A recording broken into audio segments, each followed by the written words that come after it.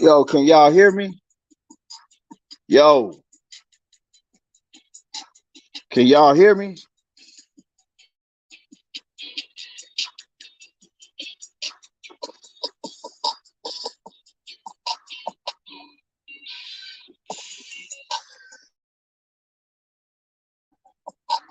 Y'all can hear me?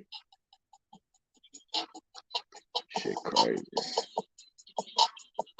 Okay. What's happening with it? What's happening with it? Y'all already know what it is. You tuned in to another episode of Everything Boxing. There you go talking that boxing again. Yeah. Y'all hit the like button when you come in the building. Let me know you in the building. Let me see who in the building.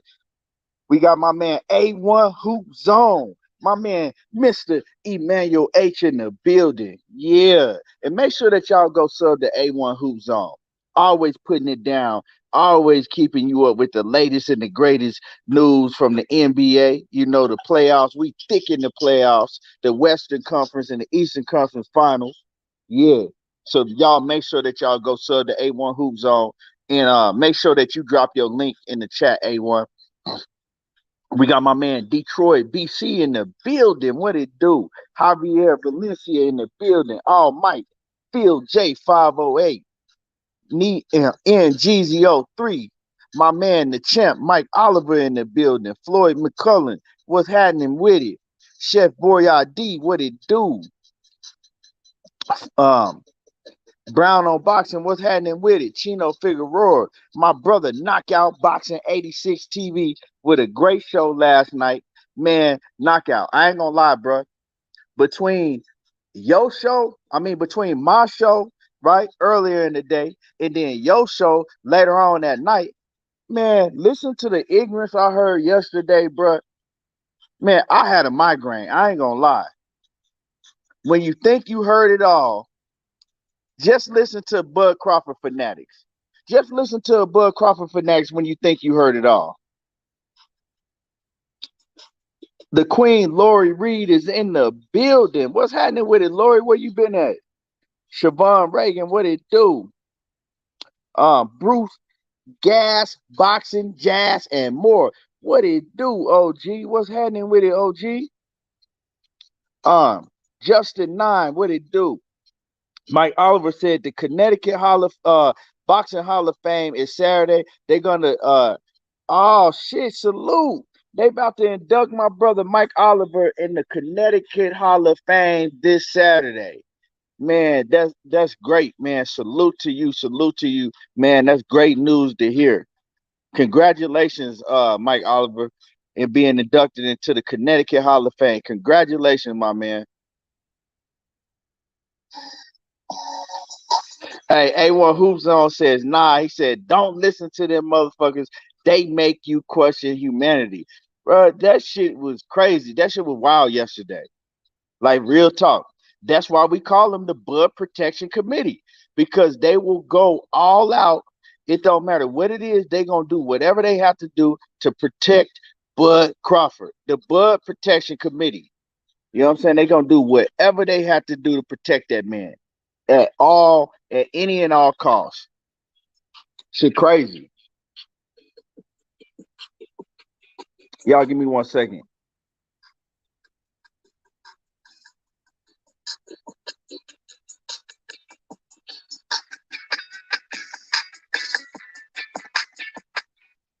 Yeah, man, Mike Oliver, you definitely deserve it, man. You definitely deserve it. Um, yeah, and you finally getting your just due. That's what's up, man. Uh, A1 Hoop Zone said, "Hey, I made a whiskey drink, and he said it through my phone because the level. He says because the level dude was the next level. Yeah, man, that shit was crazy, bro. Like that shit was crazy last night. Like I thought I had heard it all until I heard them Bud Crawford fanatics last night. That shit was on a whole nother level last night. And I'm on Knockout's panel first. Y'all heard, the shit I had to, deal with on my panel. You know what I'm saying? Just the complete ignorance, right? But then I go to Knockout panel and I'm on this panel and I'm listening to these dudes talk and I'm like, what the fuck is really going on? Because you can't possibly believe the shit that you talking right now. Like I said, when you think you heard it all, just listen to a Bud Crawford fanatic, the BPC, Bud Protection Committee. They out of control. And my man, and salute to my man OTB boxing class 1-on-1. Class is now in session. You feel me? And my man OTB is a big Terrence Crawford fan. And you hear what he say. He says, I've never seen shit like that in my life. I'm telling y'all. What's happening with it? Big KG. Ken's barbecue in the building. What's happening with it, KG? Man, you missed it yesterday and last night, KG. Man, so yesterday, I don't know if you was in my live yesterday. So if you was in my live, you seen what happened yesterday with the Bud Crawford fanatics. If not, you missed the epic one. And then it continued on Knockout Boxing 86 TV last night. And it just got worse. But wait, it gets worse. It got worse. Shit was crazy. Knockout said, bro, I was baffled at all the facts that were being ignored. He says, I'm about to give up on talking about that topic. That's why you see what I came in with today. I ain't even, you know what I'm saying? I was like, man, I can't do that shit again. And I had a lot of smoke because, man, and shout out to Main Man, you know what I'm saying? No beef, but man, the shit that Main Man came in there saying, like, bruh, he needs the bullshit of the year award because he came in with nothing but bullshit. Like I don't even know where to start on Main Man. I hope, man, I would love to get Main Man in the debate because that shit he came in with, and then he was trying to talk over everybody because he knew he was talking some bullshit. He was trying to talk and yell over everybody so they couldn't get their shit off. You know what I'm saying? That's the tactic. That's them tactics when you know you're gonna get your ass towed up. Sheena say, damn, I have to listen to that replay. What's up with it, Sheena? Yeah, you definitely got to go back and check them out, Sheena. Yeah, Lori, you've been missing a lot, Lori. Where you been at? Hope everything is well. Hope everything is well with the kids. The Ant-Man channel says, fuck yeah, this is what I'm talking about. Man, this shit was crazy. I can't, I ain't gonna lie. Usually, you know what I'm saying? If when I get off my show, I don't really be, you know what I'm saying? I don't think about nothing that nobody said on the panel or whatever. Like I said, it'd be all boxing talk. When I go on somebody else's panel and get off, or when I'm listening to somebody else's show, when I cut the YouTube off, that's just what it is. I ain't gonna lie. That shit had my brain fucking boggled. I was thinking about that shit when I woke up this morning. Like, man, did I really hear the shit that I heard?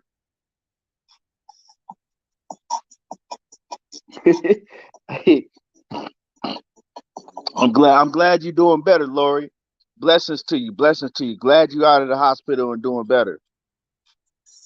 But yeah,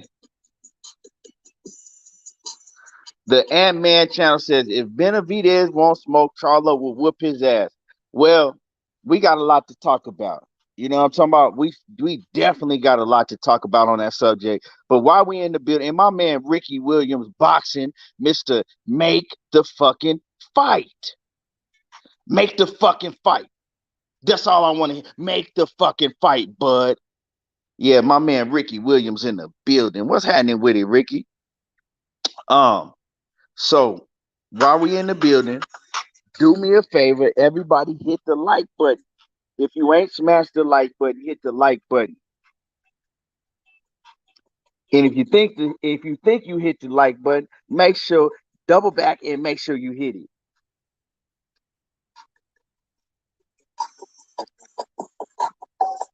And salute to my brother Anthony Johnson in that Cash App. Appreciate you coming through supporting the channel. Johnny Q, what's happening with it? He say, there you go, talking that boxing again. Yeah. But yeah. So yesterday was it was epic. You know what I'm saying? Like I said, it started on my channel. The ignorance was at an all-time high, and then it ended on Knockout Boxing 86 TV. I ain't gonna lie, Knockout. I wanted to get off so bad. I had a whole lot of smoke last night, but it was just, it's so many people on the panel, everybody can't get off like they want to. Justice Nine said he thought that shit was a dream. Chef Boyardee says I unfollowed his channel 2 years ago. He one of the Florida people that hate everything about Texas. Who you talking about? Chef Boyardee, who you talking about?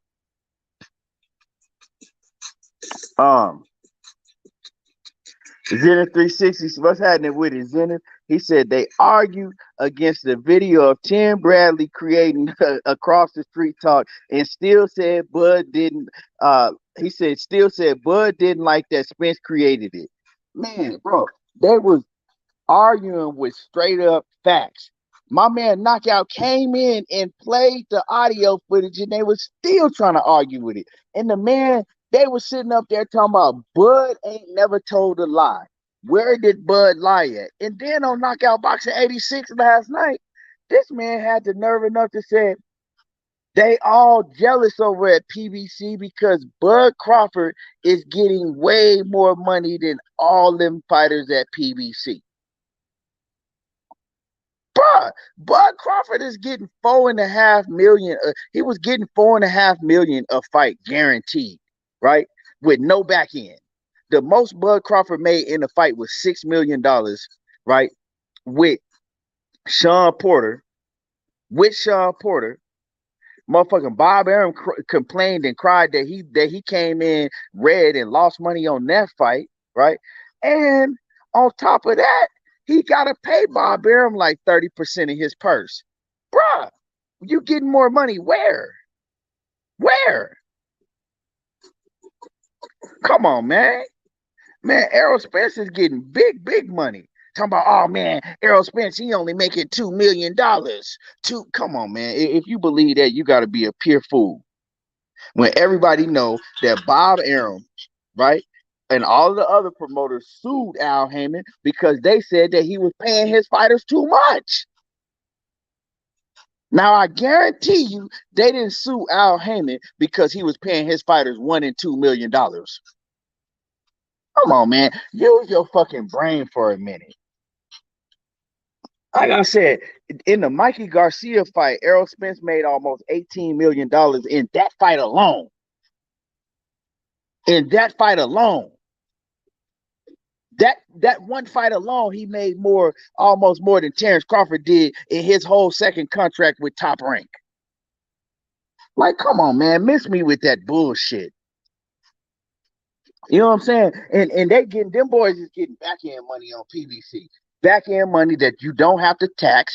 They don't even report it to the IRS. I mean, them dudes is, man, come on, man. They tell you, okay, yeah, You only have to report the guaranteed amount. They tell you, okay, we paying them $2 million guaranteed.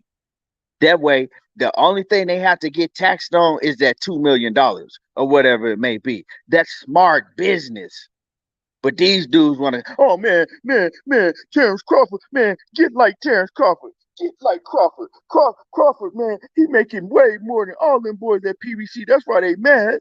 Because he did the best business in boxing. He did the best business in boxing, but he crying and suing his promoter. How the fuck to make that shit make sense? He did the best business in boxing, but he's crying and suing his promoter about his promoter didn't do good business for him. I don't understand this shit, dog. No, Teach. T says main man defending his guy Buzz, so I like that. He says everyone have their truth. The channels I'm subscribed to is very Spence heavy, so it's good to hear. No, it's not. No, it's not. It's not about being Spence heavy or Bud heavy. It's about the facts and telling the truth.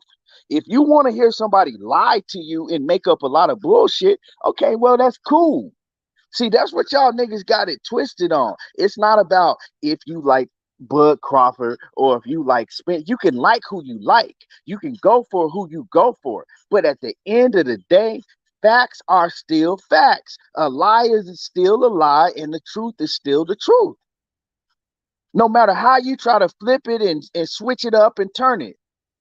That's what I'm talking about. See, when we point out the facts and we point out, okay, well, he said this, then he said this, and he's contradicting himself, and then he comes and say this, and then he go and say this, and you point out and you say exactly what the man said, you give the dates when he said it, and then y'all try to refute that and say, oh, yeah, you just hating on Bud.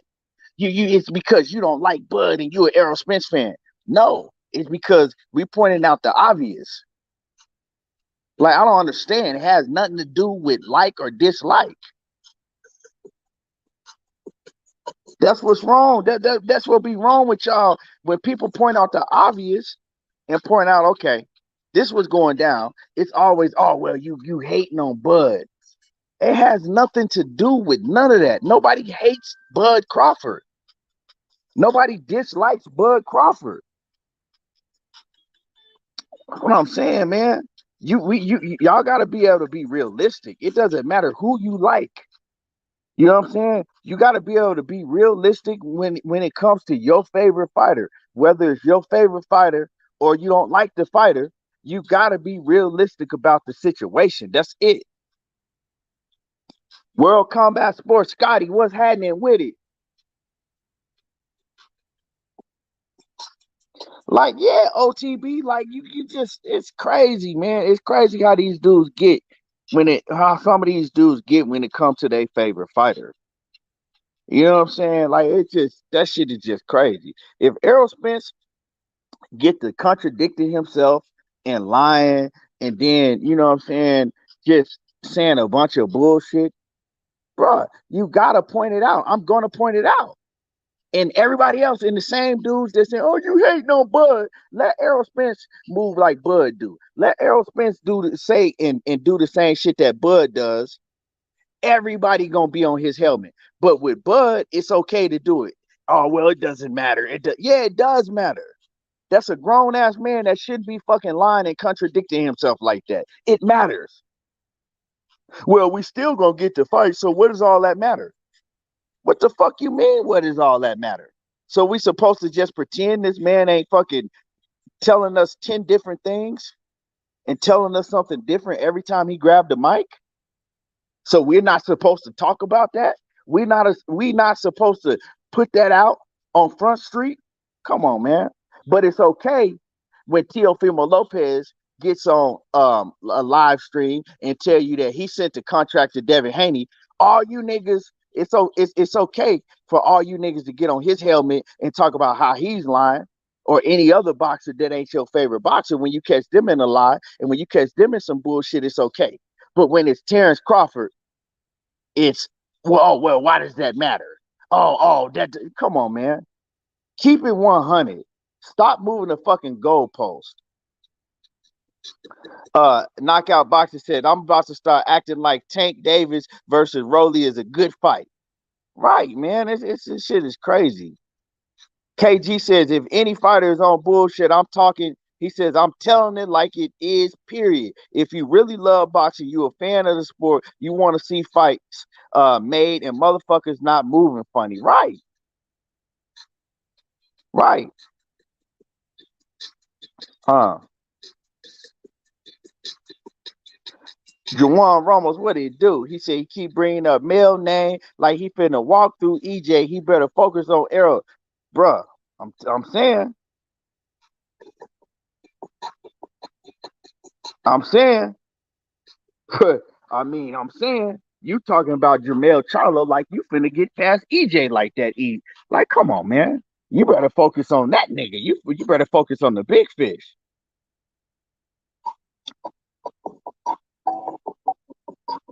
Hey, Knockout said Charlo ain't ducking Benavidez. Charlo don't need to fight anyone. Him and Selecki is a good fight. That's exactly how they sound.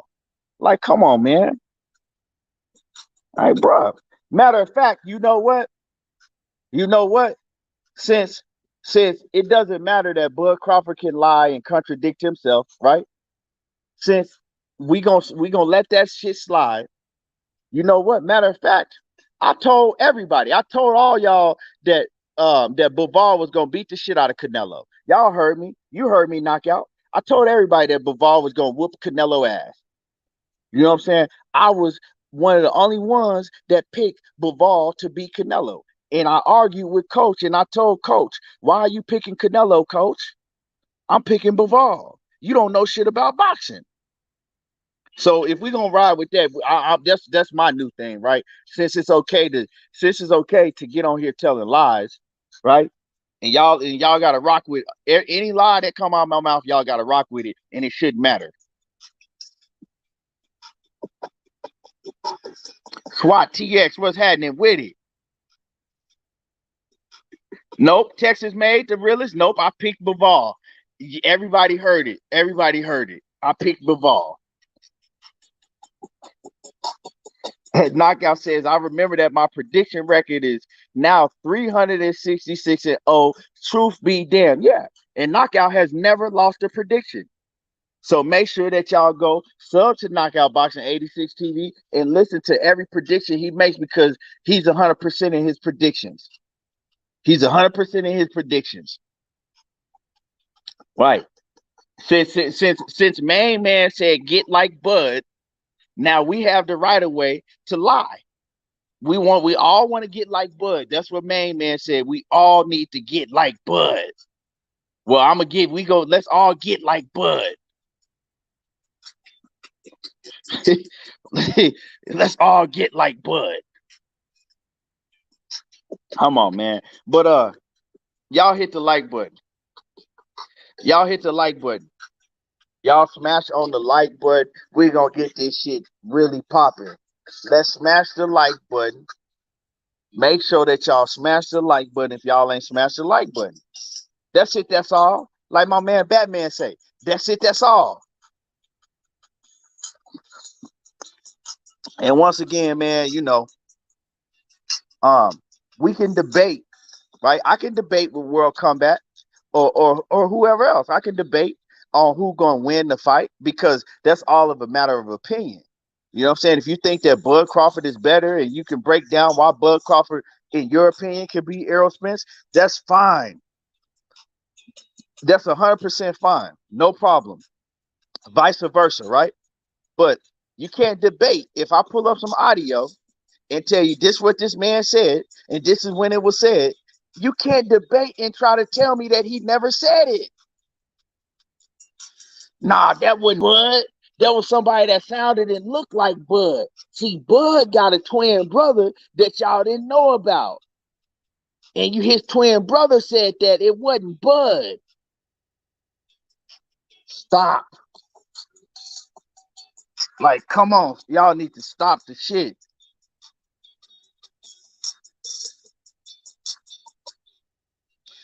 Teach says that. See, here we go again.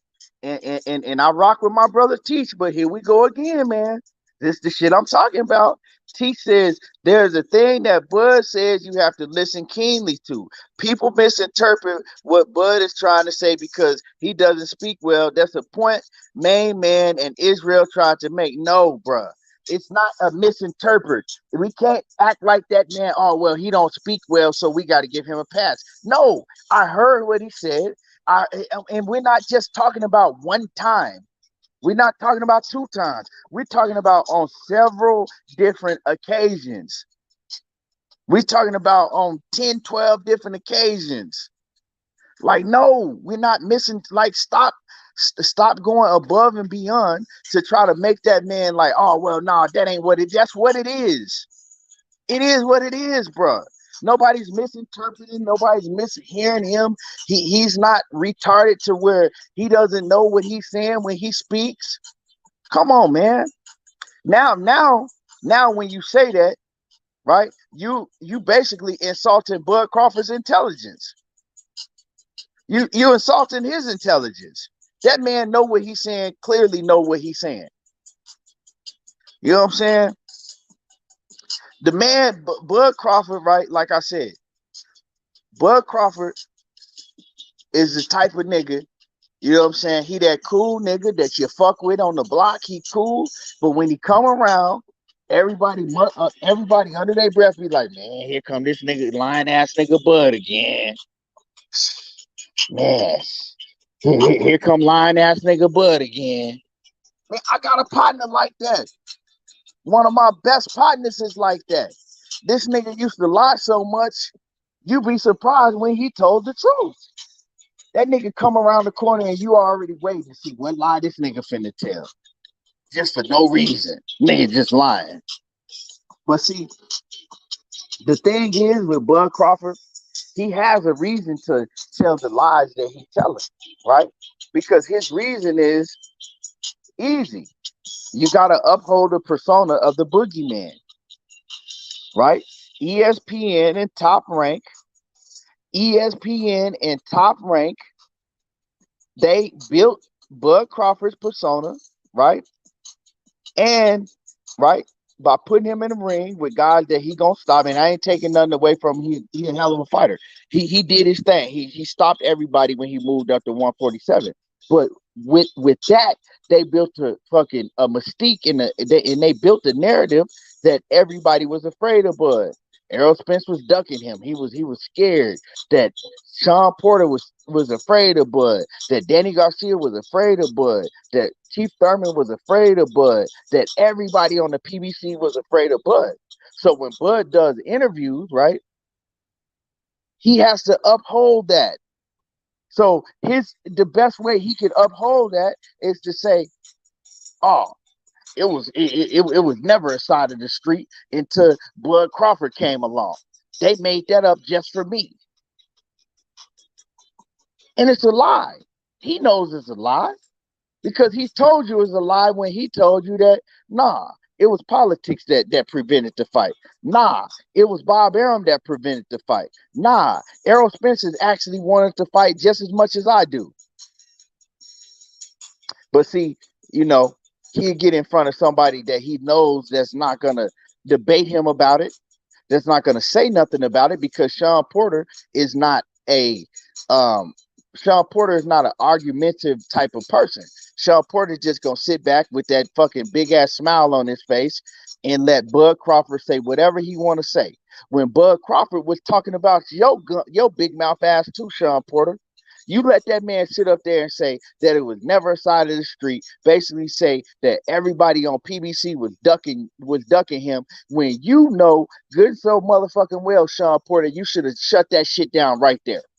Sean Porter knew better than that. Sean Porter should have shut that shit down right there. But see, Sean Porter ain't gonna do that. And that's why Bud Crawford is comfortable, right, doing that and saying shit like that on the Porter Way podcast. Because Sean Porter ain't gonna give him no pushback. Sean Porter should have been like, nah. Hold up, Terrence Crawford, because you know me and you was on different sides of the streets, right? And you didn't want to fight me. You feel me? You didn't want to fight me, and then he should have been like, well, nah, Sean. You know, Some of those fights, right? Why didn't Bob Arum want to pay Danny Garcia more than $3 million? But Bob Arum was willing to pay Amir Khan $7 million. Nobody was ducking you, bud. Your promoter wasn't paying nobody over at PBC when we was making way more than that.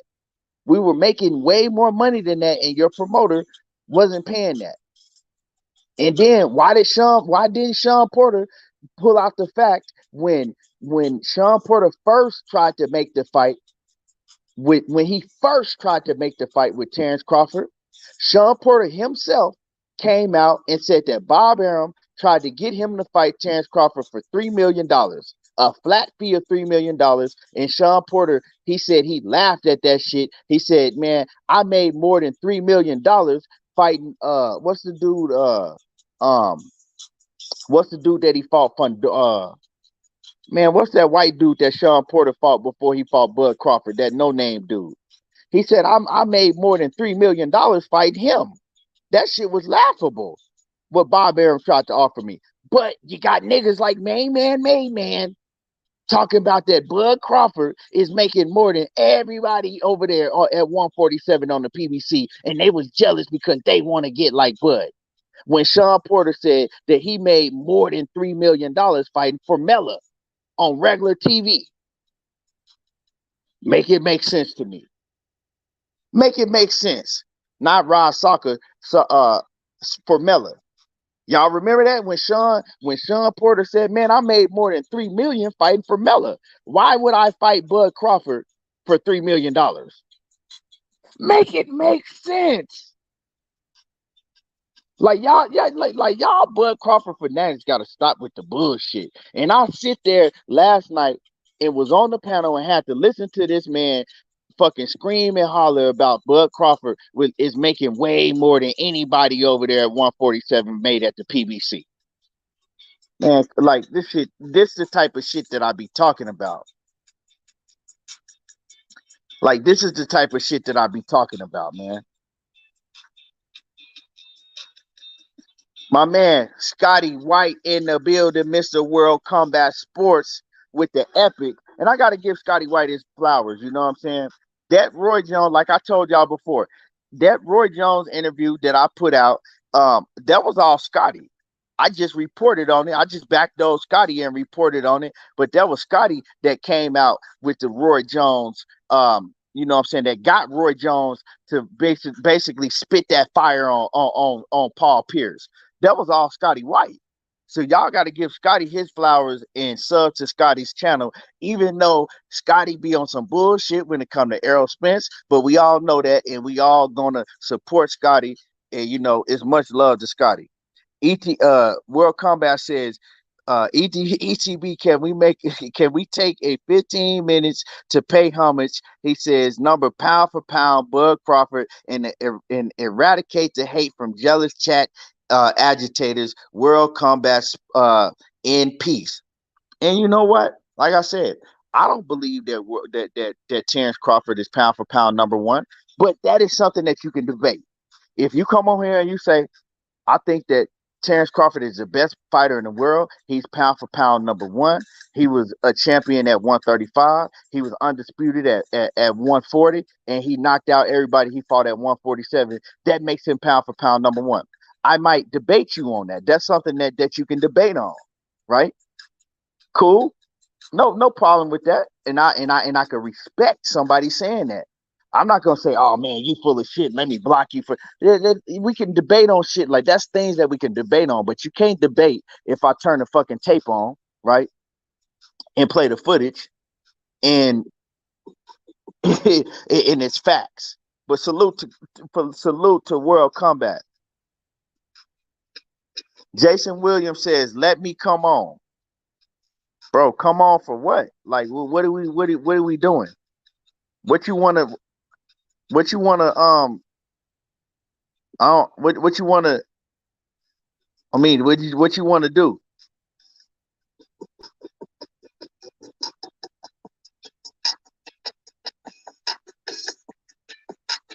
You gotta let me what you want to come on and do. I must have missed, like, I don't know, and I'm asking because, like I said, I don't know if you said something in the chat or what's going on.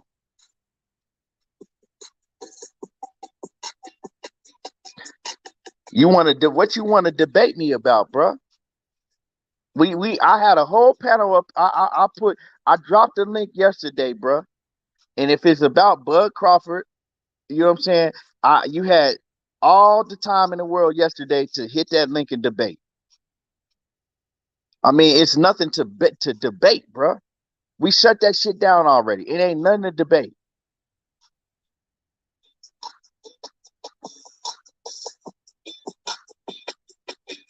Like, I don't understand.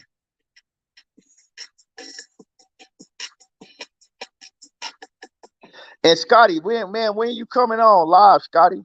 Let me know when you coming on. Let me know when you coming on, Scotty.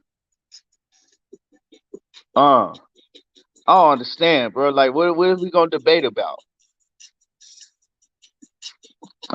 Cause I mean, if you really, really, really want to debate, you know what I'm saying? I'll set up a show for any nigga that want to debate. I'll set up a whole separate live stream. But you better be prepared when I say, and if I set up a debate live stream and I'm gonna debate any of you niggas on this Terrence Crawford shit, you better be prepared because I'm coming with motherfucking smoke and receipts. Jason Williams said you couldn't talk because there was too many guys talking. You had your chance to talk because how I do my shit, bro.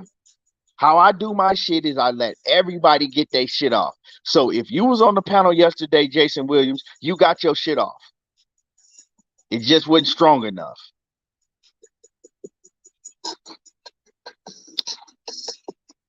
It just wasn't strong enough.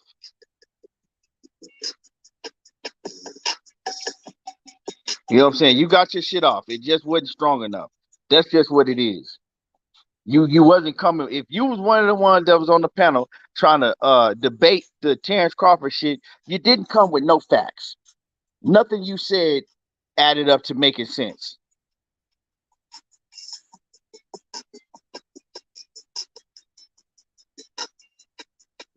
Polo Sports Entertainment. What's happening with it, Polo? What it do? But yeah. Let's get into some of this boxing, man. Like I said, let's get into some of this talk. So y'all hit the like button. Y'all hit the like button. Y'all hit the like button. Check this out. Y'all got to check this out, right? Because y'all know how I do. I keep it even kill, straight down the middle. You know what I'm saying, whether I like you, if I like you and you doing some fuck shit, I'm gonna get on you. If I don't like you, if you doing some fuck shit, I'm gonna get on you. And Jaime Munguia, this is the reason I don't like Jaime Munguia. Hit my like button. This is the reason I don't like Jaime Munguia, right? And I got an announcement for y'all. This is the very reason I don't rock with Jaime Munguia because of this right here. So, Jaime Munguia, right? He got a fight coming up on June 11th. We know what happened with the Jermall Charlo fight. That shit fell out or whatever. But we also know that ain't nobody ducking Jaime Munguia. So it shouldn't be hard for Jaime Munguia to get fights with any of the big dogs at 160 if they're available. Nobody duck. All them dudes and called out Jaime Munguia, right? Ain't nobody scared of Jaime Munguia. But tell me this: we got on we got on Jermall Charlo for fighting Selecki, right? Why the fuck is Jaime Munguia time and time again fighting these bums? Jaime Munguia is fighting Jimmy Kelly. That's who Jaime Munguia is fighting next. Jimmy Kelly.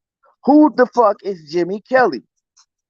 I wish I was on my laptop right now because I would pull up this dude, Jimmy Kelly, that Jaime Munguia is fighting next, so y'all can see this shit yourselves. I'm on my phone doing this live stream, so I can't do the screen share and everything that I usually do, right? I only can do that on my computer, on my laptop.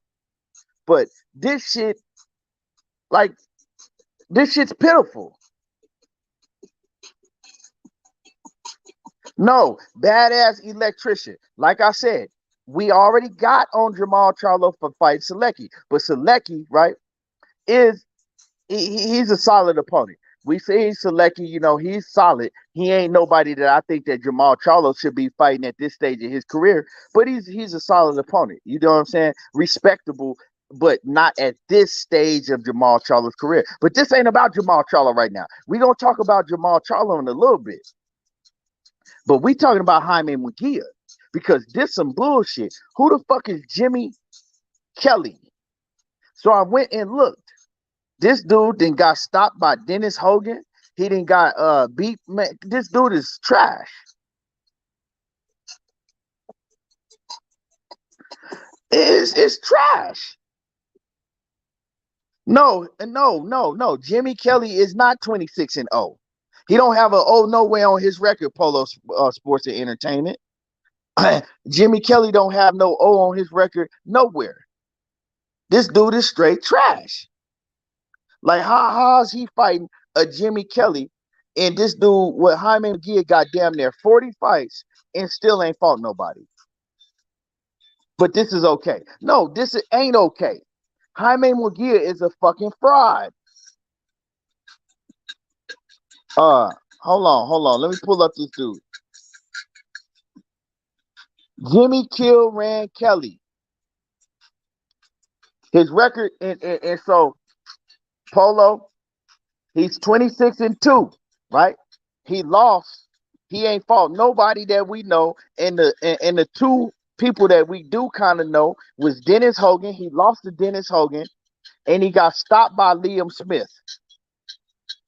This dude is some fucking trash.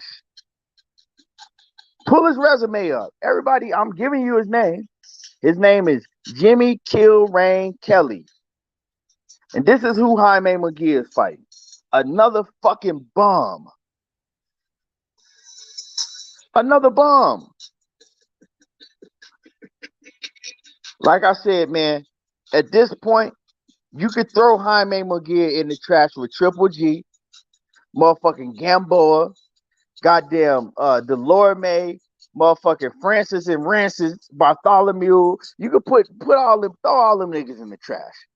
For real. I don't want to see none of them niggas no more. Jaime Munguia ass falling out, passing out, trying to make fucking weight at 160, fighting bomb after bomb after bomb. Like we gotta stop giving these niggas like you only can get so many passes. Like let's stop acting like Jaime Munguia ain't got damn near 40 fights, and every time he turn around, he fighting another bomb.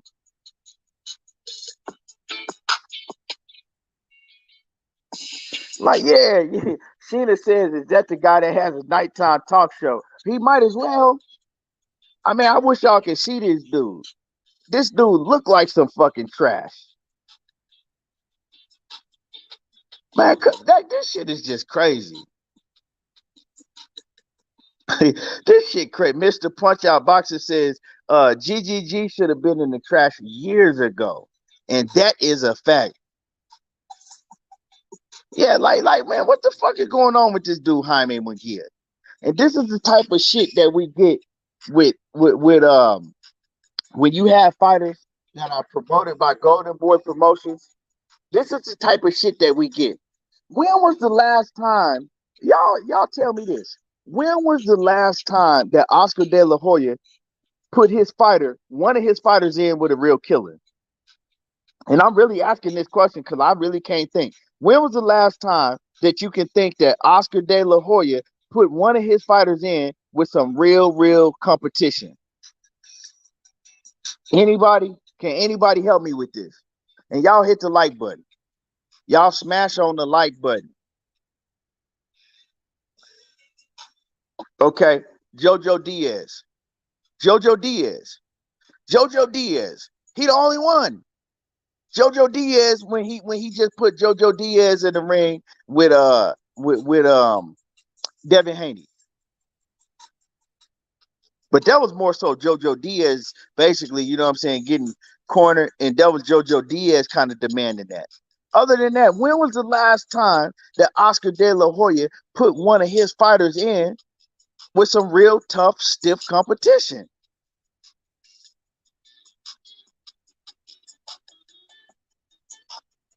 This motherfucker protects his fighters more than anybody I know. He protects his fighters more than anybody I know. It's ridiculous. This shit crazy. Y'all, y'all give me one quick second. Y'all give me a quick second.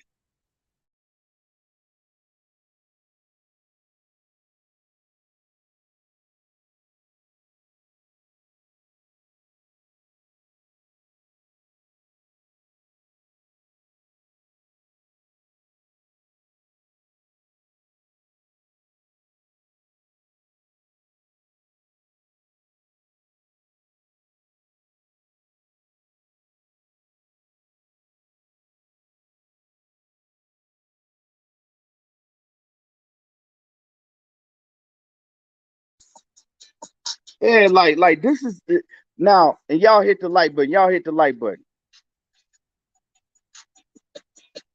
Um, but and so this is the shit that we need to put to the forefront. Why is it Oscar De La Hoya putting on no fucking good fights? Why every time Oscar De La Hoya have a decent fighter or somebody that's supposed to be decent, he basically just build up their whole career and put them in with nothing but bomb after bomb after bomb after bomb. Oscar De La Hoya, Jaime Munguia, Triple G, motherfuckers like that is bad for the sport of boxing. Them type of dudes is bad for the sport of boxing. We need to throw all of them motherfuckers in the trash and get them out of the sport. Like, what the fuck? Jimmy Kill Rain Miller. Jaime Munguia against Jimmy Kill Rain Miller. And then you pump faking and bluffing like you really want to make a fight with Jermall Charlo.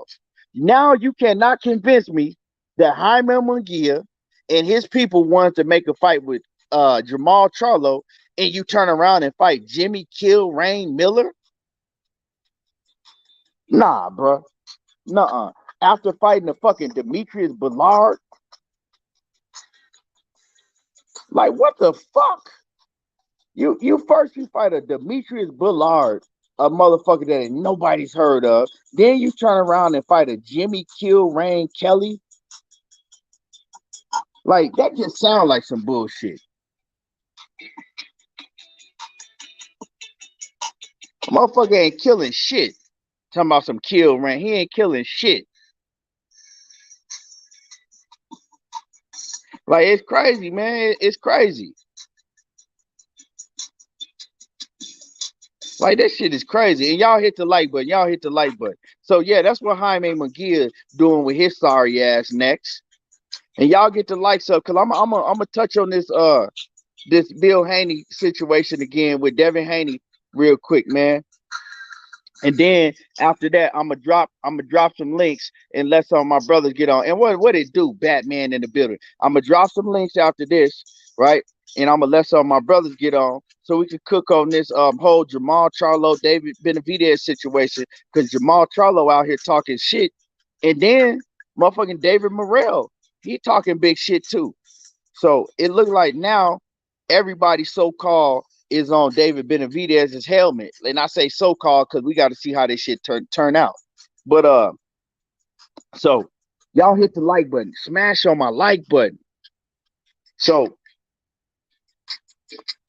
Bill Haney, Bill Haney's not going to be able to go and support his son over in Australia. You know what I'm saying? We already knew that all of the odds was up against Devin Haney. He got to go to Australia in motherfucking in the backyard or of Kambosos, right? He got to go to Australia in Kambosos' backyard, take that fight, with all the odds against him, the crowd against him, in a whole different country, the judges against him. Now his pops can't show up. Now his pops can't get in, so we know that. Now, one thing is that I don't know, because I remember Devin Haney and his pops, they said that they was going to get to Australia a month early to get acclimated. Well, we 2 weeks out, and I think Devin Haney is barely about to get over to Australia. So they behind. They way behind on their plan. Their plan is not turning out like it was supposed to, right? And I hear a lot of people saying, "Oh man, they did that on purpose to Bill Haney." I don't believe that. You dig what I'm saying? We got to think rational. Bill Haney, whatever felony he got, that ain't none of my business. You know what I'm saying? But if you're a felon and they say that you can't get into Australia, right? Well, they know they had to know that well ahead of time. This ain't like no rule that they just made up just because it's Bill Haney. You feel me? And a lot of people say, well, Mike Tyson, Mike Tyson. Well, Bill Haney ain't Mike Tyson. I'm sorry, but Bill Haney ain't Mike Tyson. Mike Tyson is a global superstar. You know what I'm saying? No, don't nobody know Bill Haney in Australia. Let's just keep it 100. And I fuck with Bill, but I'm just telling the truth. So they ain't put these rules in place just because of Bill Haney. Like they should have already, you know what I'm saying? I'm pretty sure that Bill Haney already had to know that it was going to be some problems with him getting over there in the country. You know what I'm saying? Now, if B Dog say a 30-year-old felony, I mean, I like whatever they rules is what it is, bro. Like, you know what I'm saying? They rules is what it is. Whether it's a 50-year-old felony, if it still show up and they can pull it up, they rules is what it is. Now, am I saying that should be the rule? Nah. But all I'm saying is that if I'm somebody that can't get in the country because of a felony, right? They're not gonna change the rules just for me. Now, if I'm Mike Tyson, you know what I'm saying? Mike Tyson's a whole different story. Because I hear a lot of people comparing Mike Tyson. Well, Mike Tyson, Bill Haney ain't Mike Tyson. Mike Tyson is a global icon. They're going to move, you know what I'm saying, the goalpost for Mike Tyson. You feel me? They're going to move the goalpost for Mike Tyson.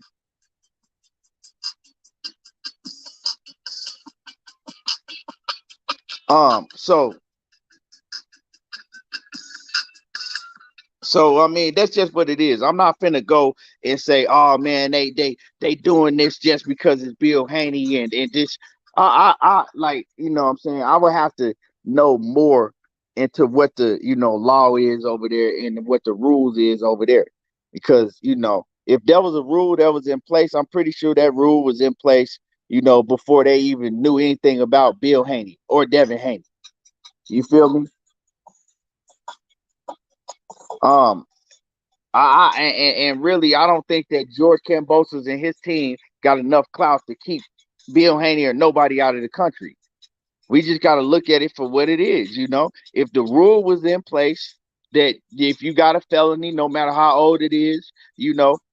But like I said, you got to look at y'all niggas need to stop making up shit just because you heard somebody else said and run with it. Look up the rules.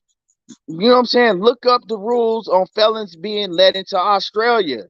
Read, research yourself instead of just going off of what somebody else said. So, like I said, I can't really talk about this shit deeply like that because I have to research myself and I got to find out what the motherfucking laws are, what the rules are. You know what I'm saying? Dundada says a lot of countries don't let you in with the felony on your record. Just ask Canada. I know about Canada. You know what I'm saying? I had a partner I had a partner that somehow got into Canada, right? I don't know how he got in. He got into Canada, right? And he had a felony. Well, they locked his ass up. They locked him up, right? And they wouldn't let him leave Canada because he came into their country with a felony. And his felony was old as hell too. So that's just what it is.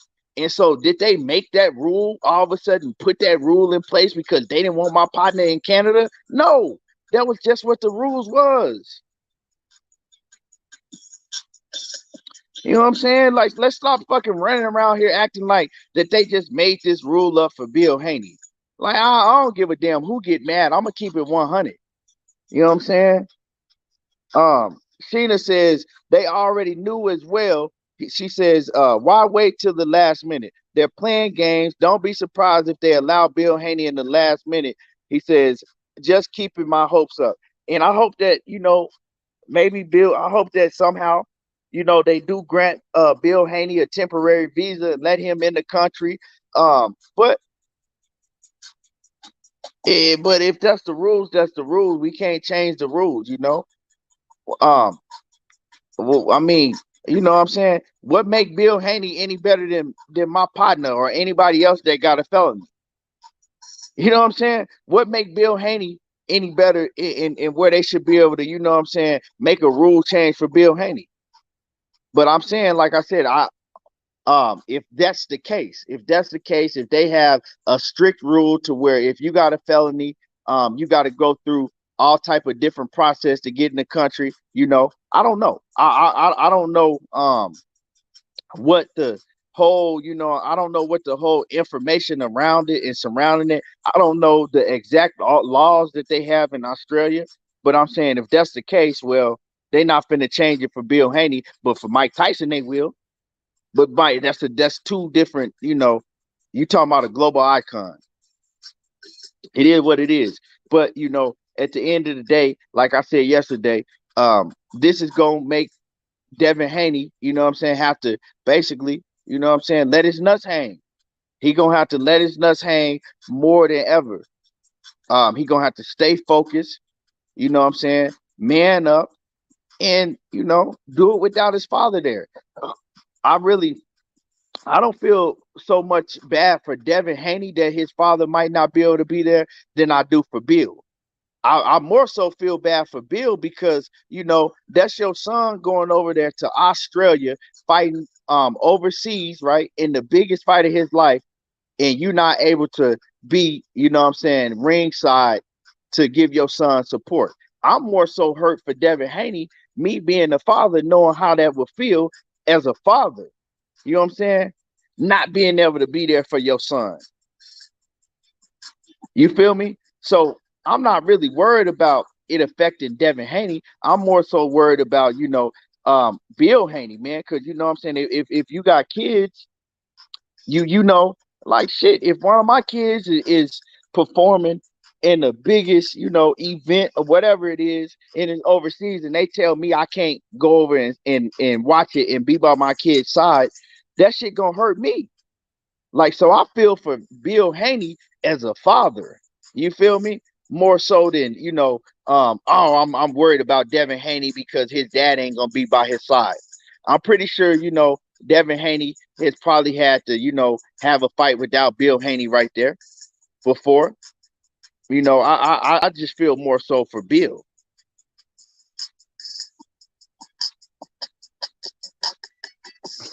Sheeta crazy as hell. Sheeta, you crazy. He said, Sheeta say, if Bill is finally allowed to travel, Kambosos will catch COVID while Bill Haney is on the plane. Yeah, I think we pretty much locked in. I ain't going, you know what I'm saying? We pretty much locked in. Kambosos, as much shit as he talk, he got to go out there and back it up. At the end of the day, both of these fighters got to get in the ring. They both got to fight each other. It's a lot of shit been talked, a lot of mind games been played. Whether this is a part of one of the mind games that they've been playing on Devin Haney, I don't know. Like I said, I don't know. Like I got to read into it more. Um, I got to read into it more on, like, you know, but that's what I stress for people to, before people get to, you know, going off and talking loud and saying that, you know, they doing this just because it's Bill Haney and this and that. Read into the laws more. You feel me? Read into the laws more.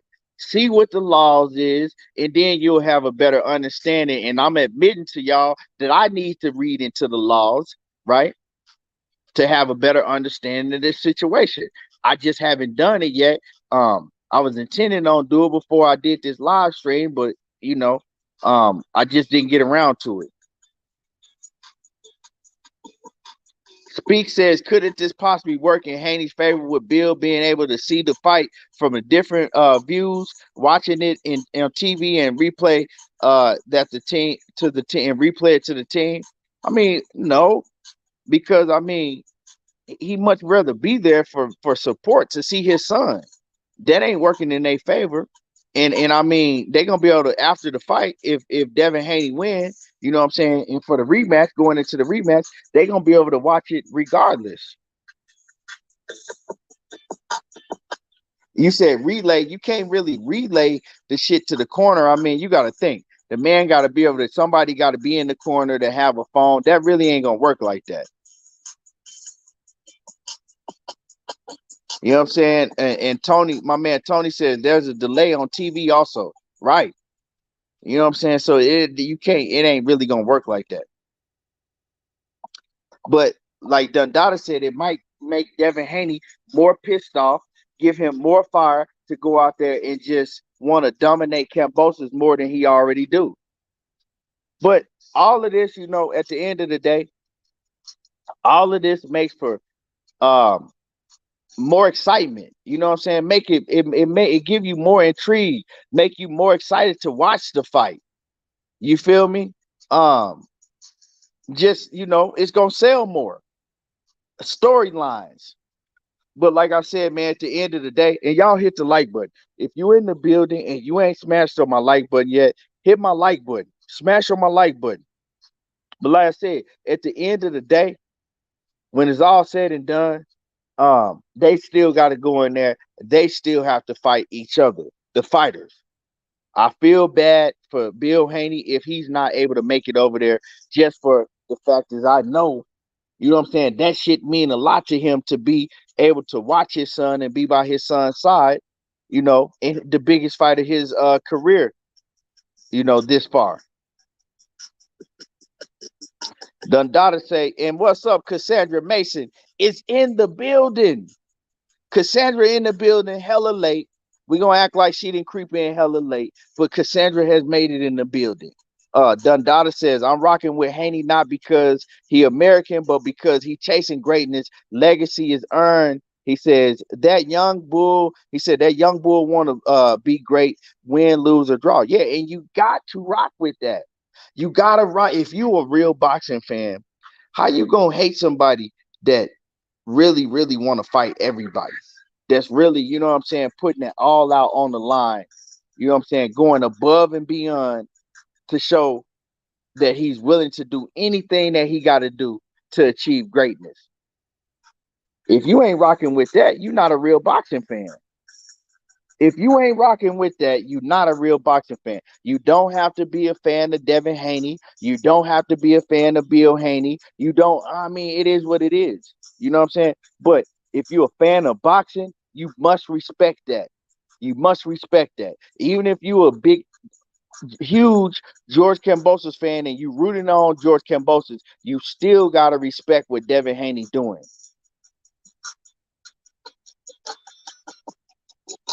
Speak says Mickey Bay didn't make it either. I don't know. I don't know if Mickey Bay is making it over there, but I do know that Zab Judah's dad is going to be in Devin Haney's corner. Bole says, has anybody been following Australian media to see how they talking about this fight? Nah, man, that's a good man. I appreciate you, Bole, for bringing that to my attention, because I'm gonna actually try to go research and see what they talking about. I'm actually gonna try to pull that up and research. I haven't heard anybody talking about that aspect, but I'm sure gonna do my research and see how they talking over there in Australia about this fight. And my man, Big CB Sports TV, Carl Morrell in the building. What's happening with it, CB?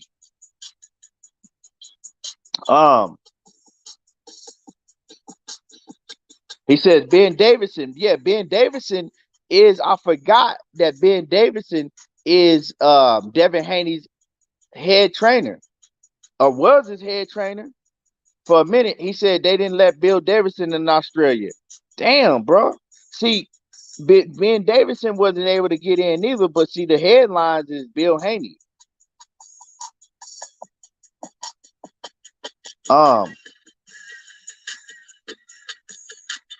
Sheena says, I don't like Devin over there. Who's preparing Devin's meals? Bill said he was going to have a parade in Australia after Devin wins. Maybe that's why they're doing this. I don't know. Like I said, Sheena, we gotta look into read into the laws. We can't just, come to a conclusion that they're doing it just because it's Bill Haney. We gotta read into the laws and see what it is, what is what is. You know what I'm saying? We got to see what it really is. But that is something. That's a good point you made up, Sheena. Who's preparing Devin's meals? Where's Devin Haney gonna be eating at?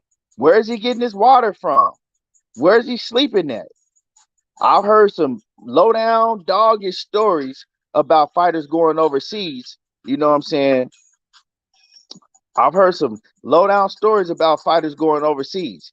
You fuck around and eat the wrong thing. Somebody at the local one of the local restaurants beating poisoned your food because they know exactly who you are that you fighting. You know, they hometown, they home countrymen. They'll do that shit. Put something in your water. Like, you gotta watch everything. And I think that, you know, that's going to be a factor with Bill Haney not being over there with Devin Haney, because one thing we do know is that Bill Haney is going to go out of his way to protect Devin Haney. He's going to do everything that he can to make sure that everything is on the up and up with Devin Haney. And he's not able to do that shit, and I know that shit hurt him.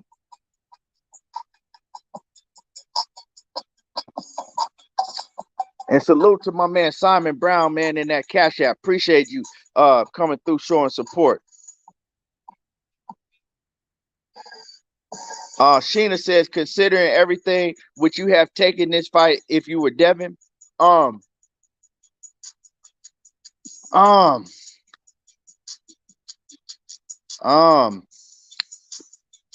a good question, Sheena. I wouldn't have signed the contract, no. Once I seen that I had to fight him in his country, okay, cool. But once I seen I had to come back, double back and fight him in his country again when I win, and then take less money again, nah, I wouldn't have took it. I wouldn't have took it. But you know, it just shows how much he wants it. You feel me? That just shows how much he wants it because he took it. If I was Devin Haney, I wouldn't have took it, because at the end of the day, it's fuck you. I still got a title. If belts is what it's about to them, if being the champion and belts is what it's about to them, you're not finna fuck me, because at the end of the day, I still am the WBC champ. You still gonna have to pay me you know, a high minimum, because I still am a WBC champ. So nah, I wouldn't have did it. But if I'm Devin, right, with all of this shit going on, I'm not pulling out of the fight either. You feel me? I'm not pulling out of the fight knowing that all of this other shit is going on. I'm going through with the fight because I'm already been training. I'm locked in. I'm focusing on doing some real damage to this dude. AREC 1979 says, is this a Devin Haney channel? Let's talk about how good Kambosos is. I got to pause, right, and think about how ignorant you must be. I got to pause to think about how ignorant you must be. Motherfucker come in here and ask me, is this a Devin Haney channel?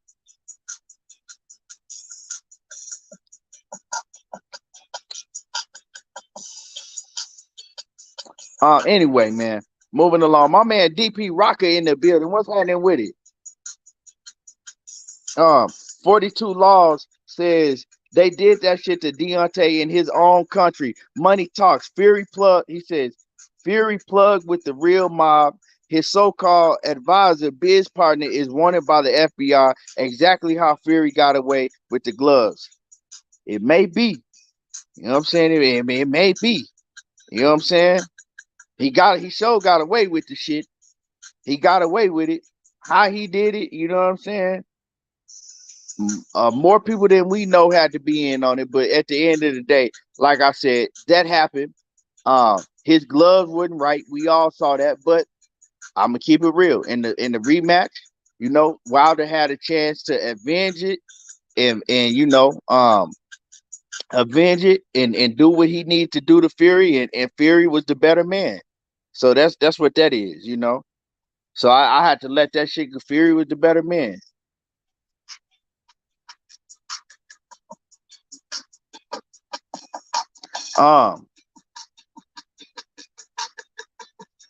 But Ruben Gutierrez, what's happening with it? B-Dog, what it do? But yeah. So now, let's move on. I'm gonna hit the like button, and I'm about to send out some of these links to some of my brothers so we can get to cooking. I want to talk about this Jermall Charlo situation. Now, I'm gonna send out some links before. I'm gonna play some footage what Jermall Charlo had to say about David Morrell. I'm gonna play some footage, and we're gonna cook on this situation. So what I'm gonna do is I'm gonna pin the link in the chat. I'm gonna let 4 people hop on. Listen to what I'm saying, because every time I do this, it's other people that be in the background and they be trying to hop on, but sometimes I'm not able to let them hop on because I already told you I'm only letting four people grab the link. So, like I said, I'm gonna pin the link in the chat, and I'm gonna let my brothers hop on, and we're gonna cook on this David Benavidez and Jermall Charlo situation.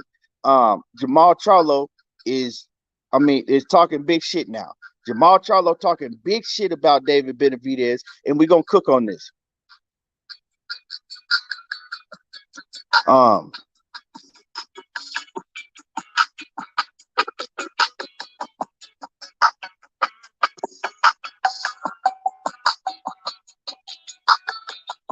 Y'all give me a second.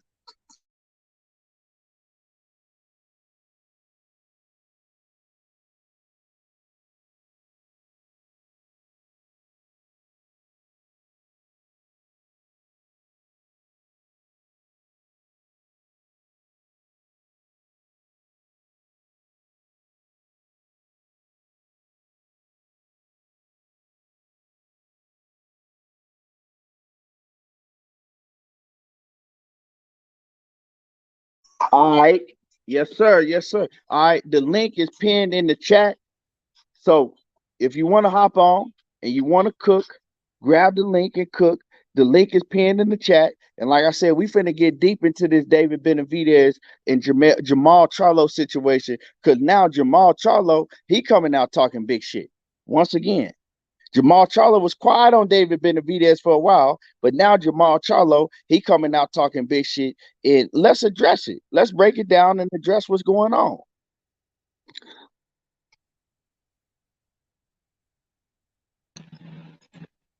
KP, what's happening with it? Yeah, what's going on, fam? What it do? What it do? Man, let me like I said, let me play this footage, right?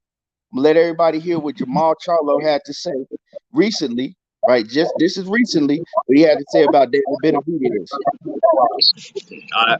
Oh yeah, cut your mic off, because I think you got a lot of feedback. Yeah. He get nervous every time. So let me see. Hold on, y'all. So here's Jermall Charlo, what he had to say about David Benavidez recently. He gets nervous every time he see me. He mentioned me a lot, so when he finally see me, I get right back on his ass. This is what we do from Texas. It's how we are. That's why I'm telling you. David Benavidez. They can't beat me in shit. Nothing. They can't beat me in shit. Don't worry about it, dog. I wanted the fight to happen. We're gonna make the fight happen. If not, then we're gonna keep fighting over fighting. You know what I'm saying? I got the best management in the group. Trust me, my handler is doing great. They doing great with my career. Yeah, he get hit a lot. You know, we seen that happen to him before. So I got the best trainer in the world. I got the best team in the world. I'll train my ass off for it. He can't beat me. It doesn't matter what weight division it is. He get nervous every time he see me. Play it one more time. You know, he mentioned me a lot. So when he see me, I get right back on his ass. This is what we do from Texas. This is how we are. This is my mentality. David Benavidez. He can't beat me in shit. Nothing. You can't beat me in shit. Don't worry about it, dog. I wanted the fight to happen. I talked to Al. We're gonna make the fight happen. If not, then we're gonna keep fighting when we fight. You know what I'm saying? I got the best management in the group. Trust me, my handler is doing great. They're doing great with my career. Yeah, he get hit a lot, you know. So y'all hit the like button. Y'all smash the like button. C-Town's Finest. I see you in the background. You got to turn your camera on, because I never had you on the panel before. So you got to turn your camera on so I can see your face real quick, and then you can turn it back off. So I got to make sure you ain't no troll. Okay. All right. You good. Gotta cut mine off. Huh? Can I cut mine off? Yeah, you can cut it off. You good. You know, you know, I know. No, I Yeah. know you good. I don't want to cut it off, man, because I need to shave. Okay, you good. Yeah, you good. Yeah. Uh, All right. And y'all turn y'all mics off in the background because it's feedback. Now, I want to cook on this situation, right? Because like I said, just like I told y'all with Terrence Crawford, when you say some shit, people are listening. So I'm gonna break this shit down. Now, he says, fuck David Benavidez and all that. That's all cool. But he says he wanted to fight and he talked to Al Heyman. This is what he said. He said, I wanted to fight and I talked to Al Heyman. So, you know, but if I don't get to fight, it is what it is. I got the best handlers in the world. I got the best team and the best handlers in the world. Right now, I call bullshit. This man said he wanted to fight.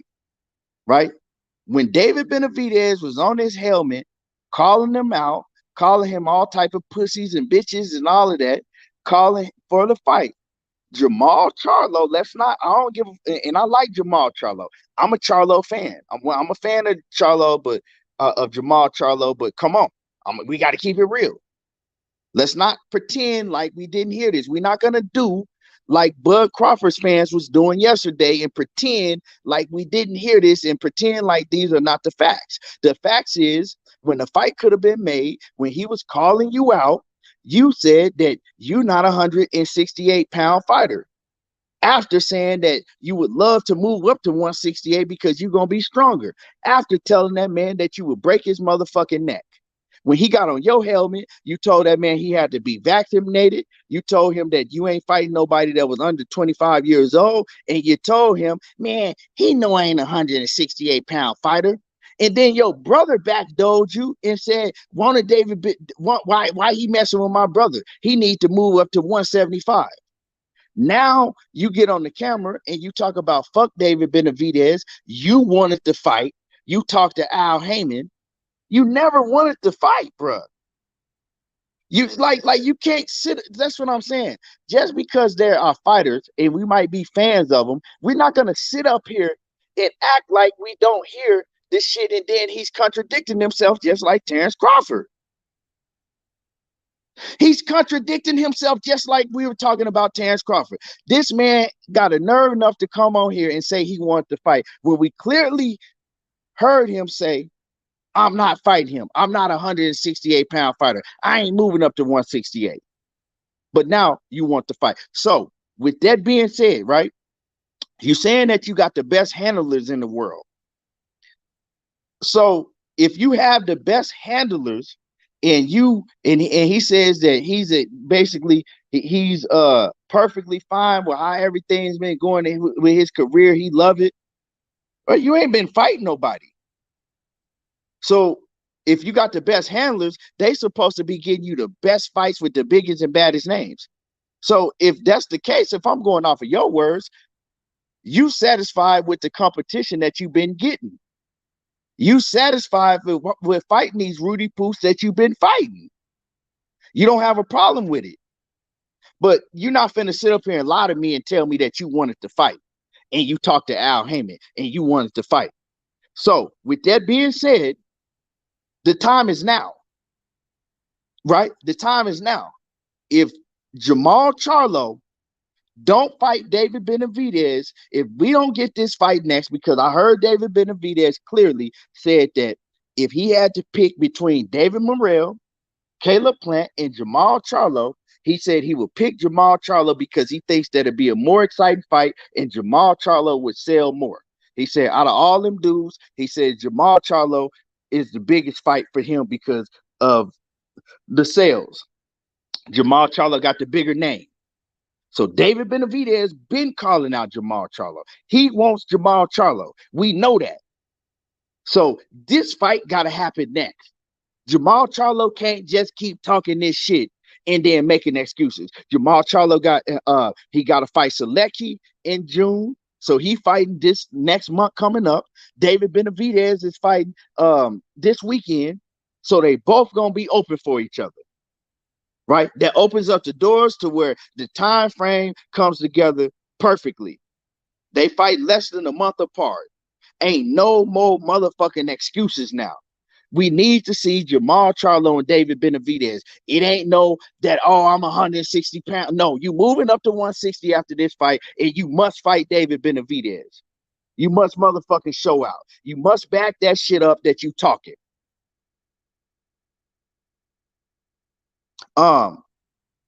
Shayna, yeah, I mean, yeah, you could block them, but it just depends, don't block them if they got a different opinion. But if you just see that they just in the chat trying to disrupt shit and troll, get their ass up out of here. So yeah, that's how I feel about that situation. You know what I'm saying? I'm a fan of David Benavidez. I fuck with Jermall Charlo, but he got to put up. He got to put up, and we see who been on whose helmet this whole time. But yeah, y'all, my man KP, you go ahead and cook now. Yo, man, peace to all y'all, man. And I just want to say, like, I could have said it no better. Like, I mean, I don't even know why I jumped on the link, because I mean, he pretty much said everything that I'm thinking. But but the thing I guess to like look at is the why he's doing this. You know what I'm saying? Because we know it's bullshit, but the why is he saying this bullshit? And I think it's because of what just happened last weekend with his little brother. I think his little brother got him feeling like a little brother right now. So. Yeah. So he feeling the pressure. He's like, what am I gonna do? What do I got to do to separate myself and like, to get my star back, illuminated? Because my brother just got, undisputed, and I ain't got nothing but one belt. And I done sit there and talked about people and then ducked them, and turned around and they, had to eat my words. You know what I'm saying? So now he feeling that pressure. So I think what he's doing is he's trying to psych himself up, and he's trying to get, he's trying to redeem himself some kind of way, because I guess he didn't feel like his brother was going to do what he did, and the stardom wasn't going to hit him like it did. And it's basically, the cap just backfired, basically. Yeah, man. And it's time. With that being said, you could talk all that talk that you wanted to fight, and okay, cool. We're gonna forget all about that. I'm pretty sure everybody in the chat that's watching this, everybody that's gonna watch this, everybody that's on the panel, I'm willing to forget about all that shit. But you got to make the fight next. After you win against Selecki, you get the W against Selecki, and he get this W against David Lemieux. Ain't no other fight. No other fight. You got to make that fight happen, and then we'll forget about it. But if I don't want to hear him talking about, I'm gonna stay at 160 and try to get this, this fight with Jaime Munguia now, or no. You talk that shit, it's time to motherfucking show out. You got to move up. Correct. My man E. What's good? What's good to everybody on the panel, man? What's happening with it? Peace. Man, I've been said soon as Canelo moved up to do that fight, committed to that fight, one of these three should have fought each other to claim their throne. So when he had to come back down, it's like, you got to fight me next, because I done beat this man. You feel me? And ain't nobody take advantage of that shit. You feel what I'm saying? Nobody. None of them. Now it's like, now you got to fight them. It's just that simple. Y'all got to fight each other. Because honestly, if you move up, then the best two at that weight to me. I don't know about y'all, but I don't see nobody else really. I mean, Andre up there, but I mean, he already got a slot. You feel me? So I just think that somebody should have took advantage of that of this opportunity, and none of them did. So it made me think it's suspect for all of them, for real, as far as their confidence. Because I would have if I'm in that position and I know the champ is busy somewhere else, I'm a beat somebody down there to say, when you come back down here, you got to fight me. You feel me? So You need to be that's a all I got big to say name about too. Yeah, it got to be, like I said, this is the fight. It ain't no other fight. We know that David Benavidez got smoked with Caleb Plant, that shit. But this fight now, because Caleb Plant been quiet. You know what I'm saying? Well, I ain't gonna say he been quiet, but he said shit on Twitter, but he ain't done no interviews like that. You know what I'm saying? Charlo been in front of the camera, right, talking that shit. David Benavidez been in front of the camera talking that shit, doing these interviews, right? This is the fight. This the fight. I mean, they got beef. They almost got into it at the Errol Spence fight. It's no better time than now. So it ain't no I'm not gonna move up. We don't want to hear none of that. Like I said, I'm willing to forget about everything that happened just as long as you take this fight. I could tell you, I almost 100% know that David Benavidez and his people want that fight. They want the fight bad. And if Charlo saying that he went and talked to Al Heyman, it's no reason why this fight shouldn't happen. If Charlo talked to Al Heyman, David Benavidez said that he been and talked to Al Heyman behind the scenes and told him that he want Jermall Charlo. But Jermall Charlo, we know what he was saying. Jermall Charlo was the reason that the fight didn't happen. So I came on here yesterday and I called Terrence Bud Crawford a liar. I'm doing the same shit to Jermall Charlo. Jermall Charlo, in that clip that I just played, he told a motherfucking flat out lie. He said that oh man, I wanted to fight and no, you didn't, because you told us and you told everybody, the millions of people that seen it, that you didn't want to fight, that you wasn't a 168 pounder, you wasn't moving to 168. And then when Canelo came up, you tried to break your neck to move to 168. So yeah, he told a lie. A lie is a lie. The truth is the truth. And Jermall Charlo told a motherfucking flat out lie right now. If it wasn't a lie, what was it? OTB, what's happening with it, my brother?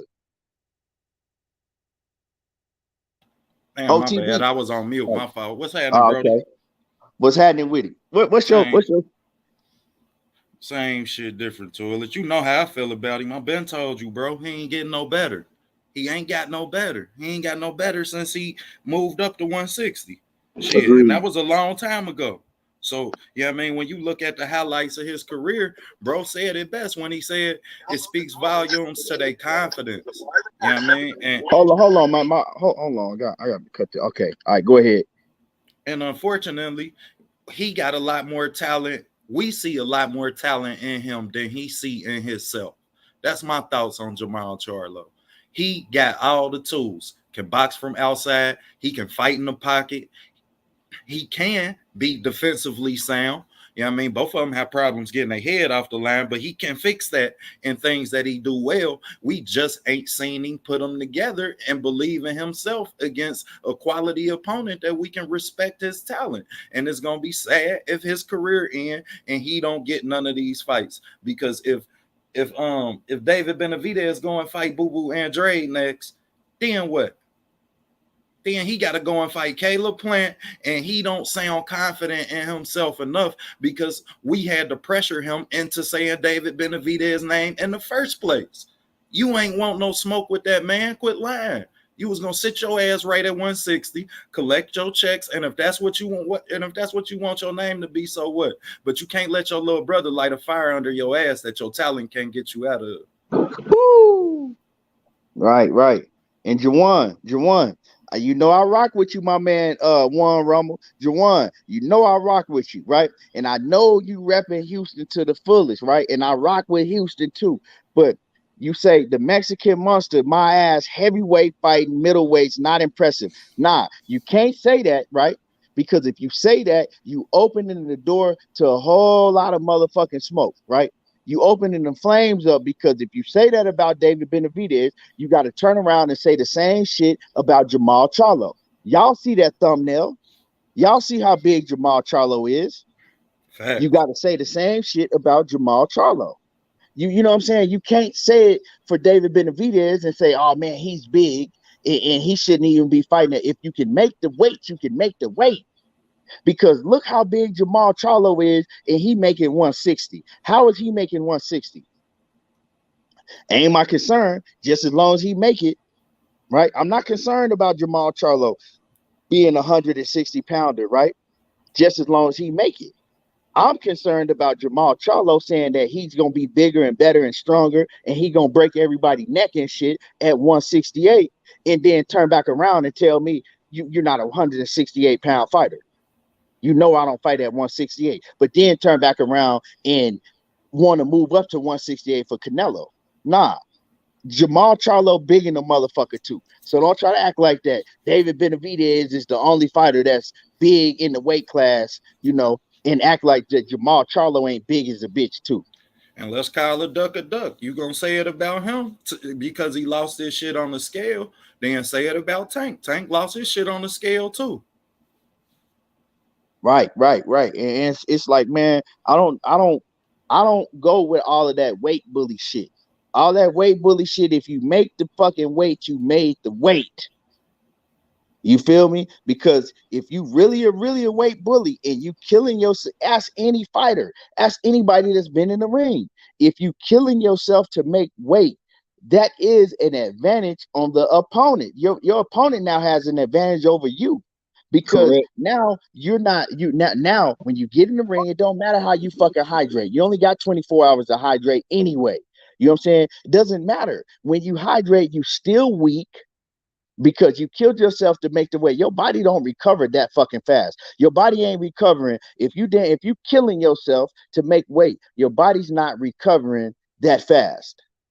Right? Your body's not recovering that fast. You're still a lot weaker than you would be if you were, at your weight class you should be fighting at. You're giving yourself a disadvantage. You're giving yourself a disadvantage unless you just in there with somebody that's just, out of your league. Like we seen with Jaime Munguia. Jaime Munguia went in and he damn near killed himself to make weight. But then he fought the next day. But he was able to do what he did because he was in there with somebody that was out of his league. Now, if he had been in there with somebody like a Jermall Charlo that was gonna fucking take him to the limit, he probably would have got stopped. He probably would have got stopped because he would have started feeling the effects in the second half of the fight, and he would have been weak. He wouldn't have been able to do the things that he's normally able to do. But so let's stop with this, this weight bully shit. If you make the weight, you make the weight. Both of them are big. Jermall Charlo big in the motherfucker too. You feel me? Jawan Ramos said, "Hey, my man Jawan a fool. He said it'd be too damn hard defending this nigga." Hey man, but I respect it. I respect you defending them because that's your, you know what I'm saying. You from Houston. That's your hometown dude. But at the end of the day, it is hard when you try to defend against facts. My man Kano Loco in the building. Big Kano, what's happening with it? And we got my man. That wow, the singing OG KQKC Boxing Network in the building. What's happening with it? Salute, and my man Mr. Reyes J, what's happening with it? But yeah, so that's just how I feel about the situation. But yeah, man. So we ain't done yet. So like I told y'all, it seems like everybody is on David Benavidez's helmet now. All of a sudden. It's like everybody all of a sudden want to fight David Benavidez. Jermall Charlo, I don't believe you until you get in the ring or until you sign a contract to fight David Benavidez. So I'm not believing Jermall Charlo because you're not finna tell me no lie and I'm just gonna act like I didn't hear a lie, right? So I'm not believing that. But here's David Morrell. I'm gonna read to y'all with David, and I can't call David Morrell no lie. I think David Morrell really wants to smoke. But this is what David Morrell had to say about David Benavidez. David Morrell is now really heavily calling out David Benavidez himself, right? And so it's what David Morrell says. He says, I'm watching Benavidez versus Lemieux carefully this weekend on Showtime. I want the winner, and I'm not being shy about it. I feel I'm the best fighter in the division. And it is clear, and he says, and it is clear that no one wants to fight me. So I have to call people out because I am heavily avoided. He says, and then Morrell says, hold on. He says, I saw that Benavidez mentioned my name with Jermall Charlo and Caleb Plant. Well, I'm here to let him know that I'm not afraid of him like these guys are. I'm ready to fight him anytime, anywhere, continued Morrell, who resides in represents the Twin Cities of Minneapolis, Minnesota. If Benavidez dares to step in the ring with me, it will be like when his brother Jose got wrecked by Crawford. There's going to be another Benavidez on the deck, and his name is going to be David, not Jose. I'm putting a target on Benavidez's back, and I'm aiming to take him out. Woo! David Morrell. That was Sauced up. David Morrell. Sauced up, man. He sauced up. He ready. Yeah, that was David Morrell talking that big shit. And y'all hit my like button. Y'all smash my like button. Smash on the like. If you're in the building, hit the like button. Now, David Morrell, this is my thoughts on what David Morrell had to say. I respect it. I respect it to the fullest. You know what I'm saying? He wants to smoke, and he says that, hey, he gonna let it be known to everybody he want that smoke, and he letting it know. I'm not finna duck you. I'm not afraid of you like some of these other guys. I want to fight you, and I'm letting everybody know it. This is the thing with David Morrell, right? I met David Morrell, cool dude. I got to talk to him. One thing I can say about him, he's strong as fuck. When you shake somebody's hand, you could tell David Morrell is a lot stronger than David Benavidez, right? I'm talking about physical strength. He's stronger. But David Morrell only got about like 7 fights. I haven't seen enough of David Morrell to say that David Morrell can go in there and beat the shit out of Benavidez. I hear a lot of people saying that, right? I'm not going to jump the gun and just say that I see things that David Morrell does that's going to, you know what I'm saying, let me know that he gets in there and beats David Benavidez. I don't.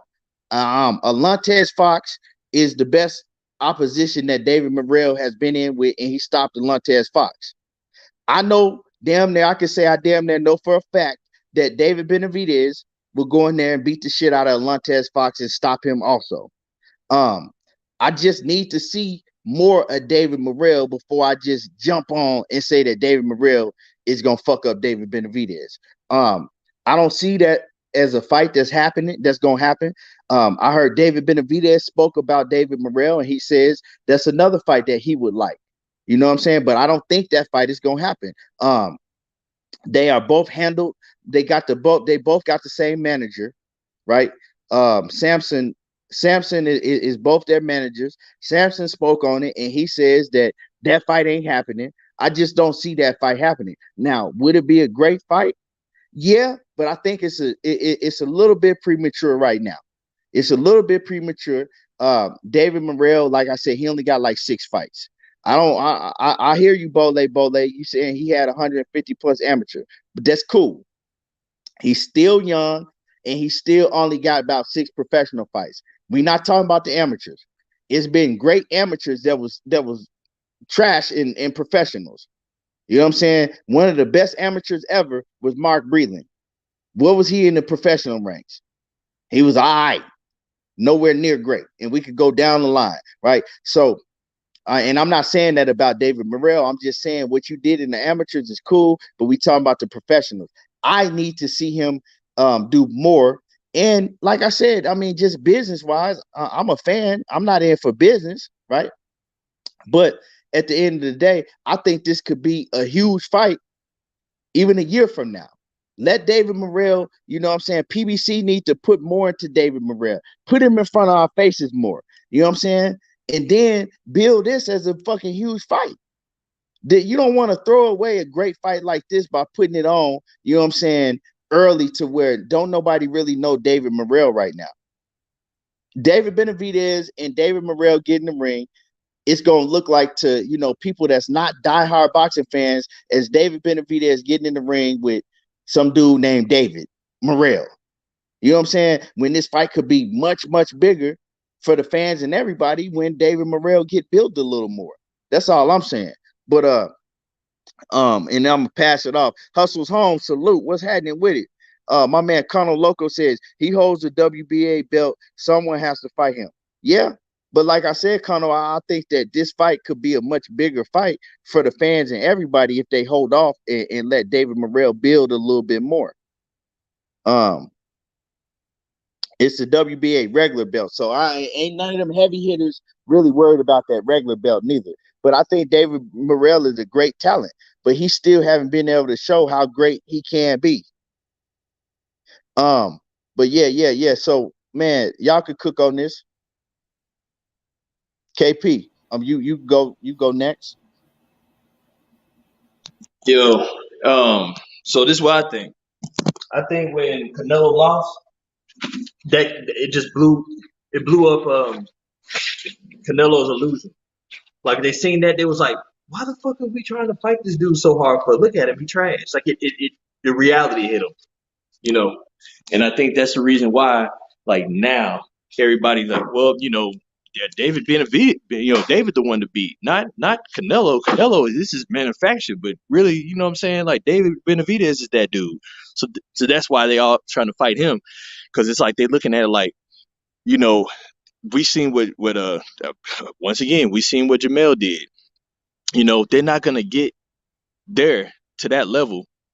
Honestly, fighting Canelo, like he's food now. So, but he's food that that they don't want to deal with the politics to try to get a hold of. You feel what I'm saying? It's like it would be exhausting to try to get a fight with him, even though the paycheck would be all right.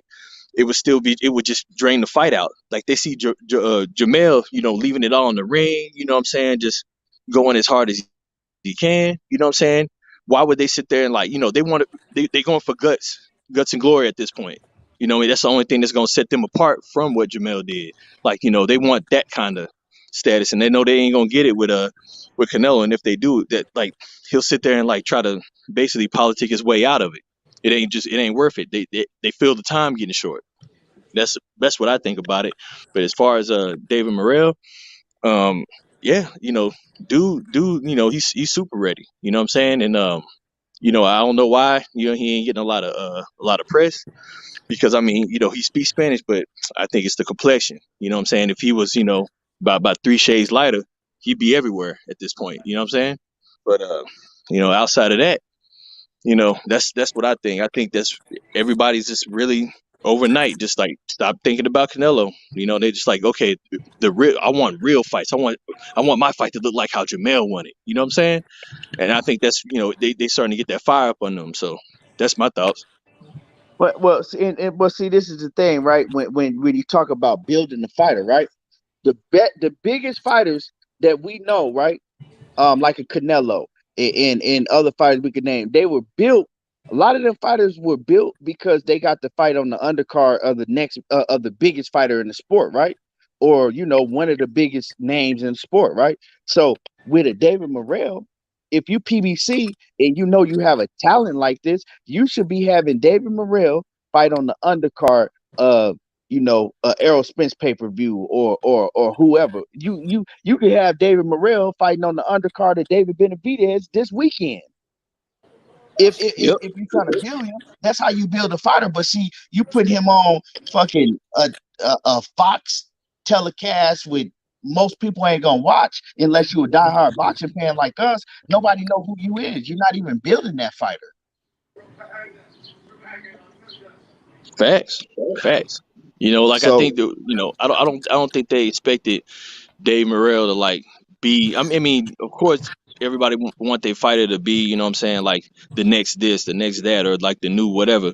But I don't think they realize sometimes, what beats you might get out of a person once they start fighting, and just knocking people out in a spectacular fashion. Now they got to figure out, dang, we only got enough money for 1 or 2 people that we want to spend, because these promoters, they don't care about the fighters, they care about lining their own pockets. So they would have to spread more, put more money into something rather than themselves. So it's like they really don't want to spend the money, but they could build dude up. It's just the fact that they don't want to spend the bread. You know what I'm saying? They don't want to spend the bread, and they just they on some old media type way of thinking. So I think that's what's holding Morrell back.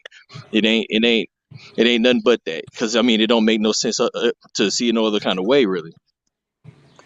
Yeah, man. But hopefully, they start building him, because like I said, he gonna be right there for some of the biggest fights. But right now, how is it gonna be the biggest fight if don't nobody know who you is yet like that? If and we're not talking about the die-hard boxing fans. You know what I'm saying? I could go to anybody that I know that watch boxing, but they don't watch boxing like me. And I'll be like, you know who David Morrell is? They're gonna say who? Nah, I don't know who he is. Yep. So I mean, I show some of his fights to my son, because that's the thing about it. Because I know he ain't getting no shine. So I'm like, yo, I said, I know you heard about this person, this person, this person. I'm like, man, check this dude out. You know, he was like, dang. I was like, yeah. He was like, man, how come he ain't up there with like a Canelo or something like that? We always hear about Canelo cheating, but you know, he my 9-year-old. So, you know, and I was just like, I don't know, man. I was like, you know, if they knew what they was doing, they go ahead and just quit trying to worry about the, you know, the casuals and all that, and just worry about, you know, what's like what's gonna be legendary down the line. But they trying to make that money right now. They ain't even worried about, you know, anything legendary, you know, that can be watched, you know, over and over again for like, you know, for now to the world blow up. They don't care about that. They trying to make that money now. So I don't know. It's just like I said, if they can't make a quick buck off it with like the minimum amount of money and shit, they ain't really trying to do it. And it's sad, man. We suffering. Yeah, definitely. OTB, I'm gonna let you cook on this and then get to my brother Batman. I think it's levels to this shit. Yeah, you know I mean, and I love it. Like you can't even like everybody. We using Jermall Charlo. Y'all forget Jermall Charlo fought Gabe Rosado. Jermall Charlo fought Rosario. Fought Tony Harrison, a boxer. Yeah, I mean these are all different styles too. Julian Jackson's son. Yeah, I mean I forget his first name, but he fought a variety of different styles leading up to him. Yeah, I mean achieving that point. And like y'all say, man, it's levels of this shit. I love to see. I got a name for you. How about an Anthony Durrell first? Why don't you start there? How about a Caleb Plant? Both of them one-time champions. And starting with a two-time champion and David Benavidez. If you want to build your name up, how about an Edgar Berlanga? Start calling his ass out. Let's get a Cuba, Puerto Rico, you understand, fight card, and you want to build yourself up. Then there's ways to do that. But David paid his dues, man. Hell nah. We want to see David fight the upper echelon, and until you prove that you being a champion don't make you that. How long, I forget how many fights he had, but it's in the amount of fights he had, he got the best damn team in boxing. Shit. Because he's a champion in less than, what is it? What he got, 10, 12 fights? Fuck you do that. That's the best team in boxing. Shit. Let's be real. He only got like 7 fights, I think. Exactly. 7 fights. You a champion? That's the best fucking team in boxing. I don't want to hear nobody debate that. 7 fights and we can't name a motherfucker you fought, but you a champion. And I'm supposed to sign off on this shit? Nah, I ain't gonna be able to do it. We're gonna start that measuring. We got measuring sticks for a reason. All right, yeah. I mean, you know, yeah, man. You said a lot. That's. I mean, I gotta agree with that. You know, you throw him in there with a David Benavidez right now, right? And David Benavidez fuck around and beat David Morrell, but David Morrell is still a great talent. He just wasn't, you know what I'm saying, ready. You didn't build him like Canelo. Canelo had people. Well, Canelo, you know, they threw him in there with Mayweather. Canelo had damn 40-some fights when they threw him in there with Mayweather. So he already had a big name. You can't throw David Morrell in there with a David Benavidez because you don't know if he could beat David Benavidez. He fuck around and get beat. Now what's next? Damn what? You got beat in your motherfucking 7th, 8th fight. You Erickson Lubin. He's still young enough. He's still young enough to build his fuck around and get the Lubin treatment. Career. Yeah, you build your career, but you know how long that take, especially with how they be moving these fighters nowadays. That shit gonna take a long time. His temperament for him mentally. Yeah, go ahead, man. Like, man, if Lomachenko can afford to have one fight and go into a championship fight, man, David Morrell want to challenge himself and do that, man, I'm all with it, man. No, I'm tired of saying motherfuckers telling motherfucker he can't do this and he can't do that because he ain't got the experience. At least he doing it. At least he calling out and wanting to get in the ring with the best. I don't see too many of these dudes doing this shit. So if he want to do it, he young enough to take an L and keep on trying to build his career. I mean, and build his career. So, you know. Man, Facts, facts. Yeah. I mean, it's it's a upside to that, but then the fucking you know what I'm saying, the downside is worse to me because the it's his upside is like career. okay, It's huh? his career. It's his career. Yeah, but see, you gotta and then you gotta think, Batman. You saying Lomachenko, right? Two different circumstances. First of all, Lomachenko is a white man that was built. They put everything on top. First of all, Lomachenko is a white man. Second of all, Top Rank, they know how to build their fighters way more than what PBC do. Let's just keep it 100. Top Rank, you know what I'm saying? They know how to build fighters. You know, me and But you. what he Hold trying to on, do is with David hold on, Morrell. Batman. Go ahead. Me and you know that Top Rank when you young like that, we know that Top Rank gonna build you up if you got talent. They know how to build fighters. You see what I'm saying? And PBC, you pretty much, you know what I'm saying, they gonna leave you out there on the motherfucking island and you gotta get to working yourself. That's what You David so Morrell trying to do. yeah, Man, y'all ain't trying to do nothing for me. So put me in front of your best, and I beat your best. Then I'm off the superstar. I'm with you, Batman. but I'm with you. Like, just let the nigga fight. Shit, man. Let him fight. Fuck it. Like, that's why I'm at. Like, I see what you're saying, Keon, man. But, you know what I mean? Like, we got to stop looking at it so much, like, so critical on, like, the promotion aspect and like, how to, the the ideal circumstance and all that kind of shit, man. At this point, man, I'm just fight starved. You know what I'm saying? Like, my son, you know what I mean? I be having him working pads, doing all kinds of shit, sparring kids at the park, shit like that. But he don't even get to see the greatness that we But seen when we was young that got us into it. You know what I mean? Why he doing this? You know what I mean? I'm So not. we I'm just need fights. I'm well not and but saying see it can go the like thing promotion. I'm is saying wait, let me let progression. me let me Key, it clarify can go this shit. like Let, your man wait, your wait, man that just fought give Tank. me It can go real like quick, him. real quick, Batman, real quick. Let me clarify this shit, right? And the reason I brought up that the man is a white man, right, is because it's not too many white superstars in boxing, right? So Correct. they put more behind Vasil Lomachenko because they know that, you know what I'm saying, all fans is gonna gravitate to him. Black fans gonna gravitate to him if they see a motherfucking white dude that's nasty, that got nasty footwork, that got skills like he came in the game with. The Hispanics going and then the white fan base. You see what I'm saying? Because they always were searching for a great white hype. That's just the facts. Yep, So they you're right. put more behind Lomachenko. They pushed him. Yes, Lomachenko did have the talent to back it up. Lomachenko was one of my favorite fighters. Still is one of my favorite fighters. I think he's Yeah, but he talented as fuck. But they put but they man, pushed him. They like put the push behind him more. Shakur just said what a couple of days ago. If I was Lomachenko, Bob was worried. Bob wanted undisputed, but Right. now it's me. I can't get undisputed. Undisputed don't mean nothing, but when it was Lomachenko, undisputed mean everything. They on code. They on code. They on code, man. That's all that shit is. They on code. And the thing about it is, I don't even think it's Lomachenko, man. He just eating it up. He's like, well, fuck it. If I don't think that Lomachenko was on some race shit like that. I think he just riding away, like, hey, Nah, I fuck it. mean I it's just the want to be the company. best. It's the company. He just benefit because he the right complexion. Yeah.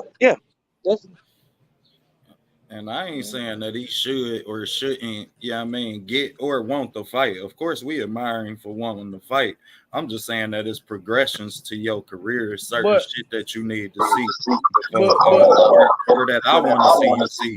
Because if you take that fight, I want to say that you can win. Right but now, I can't say that. but OTB. We got somebody.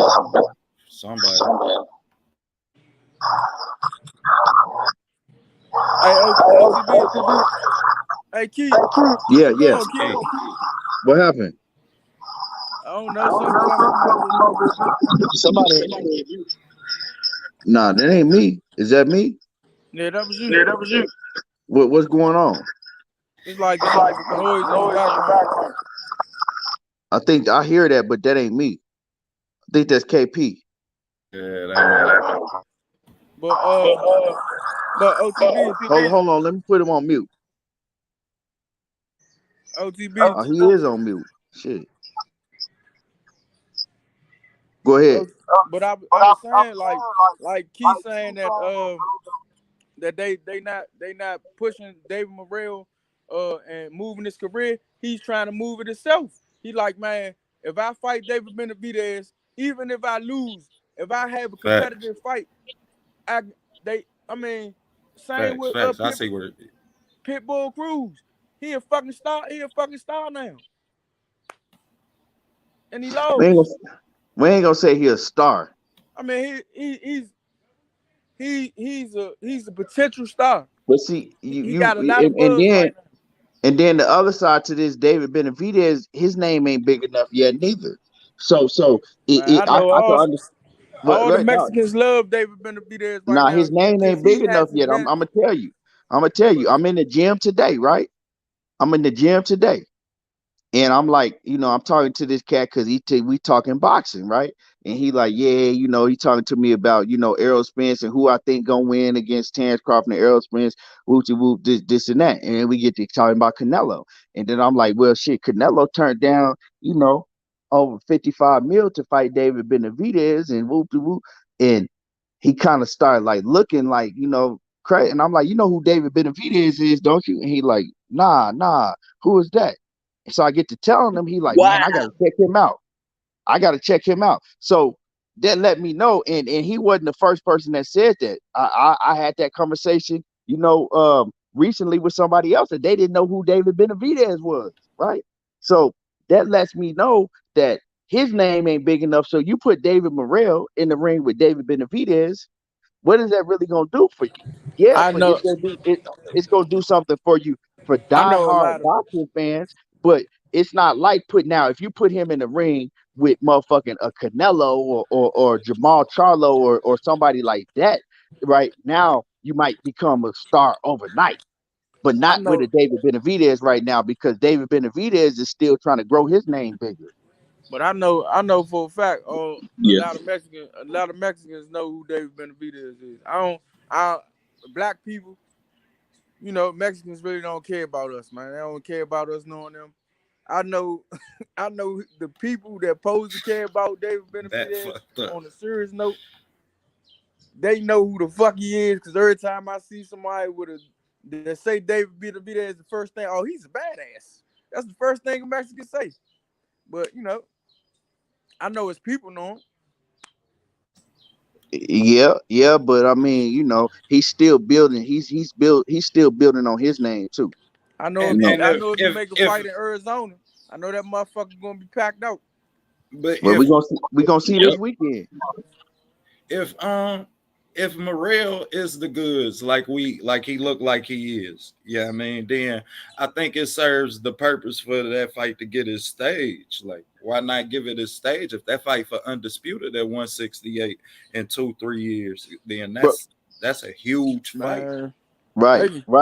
Exactly. That's exactly what I'm saying, OTB. And let me address this comment by Marty V. Right? Because you say some shit, and a lot of people don't use common sense. Right? Now, Marty V says because two people don't know who he is. My point that I was making is the conversation came up with two random people. Somebody got a lot of feedback in the background.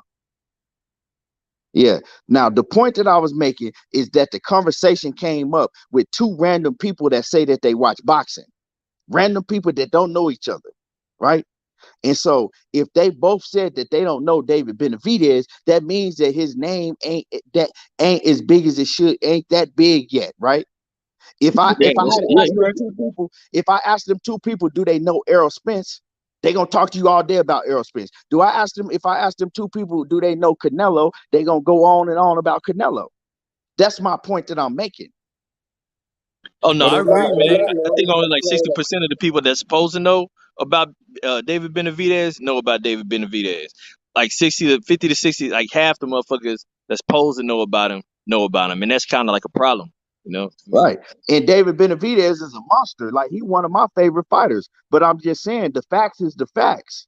That's why David Benavidez. That's why you see David Benavidez putting in the groundwork. David Benavidez knows that himself.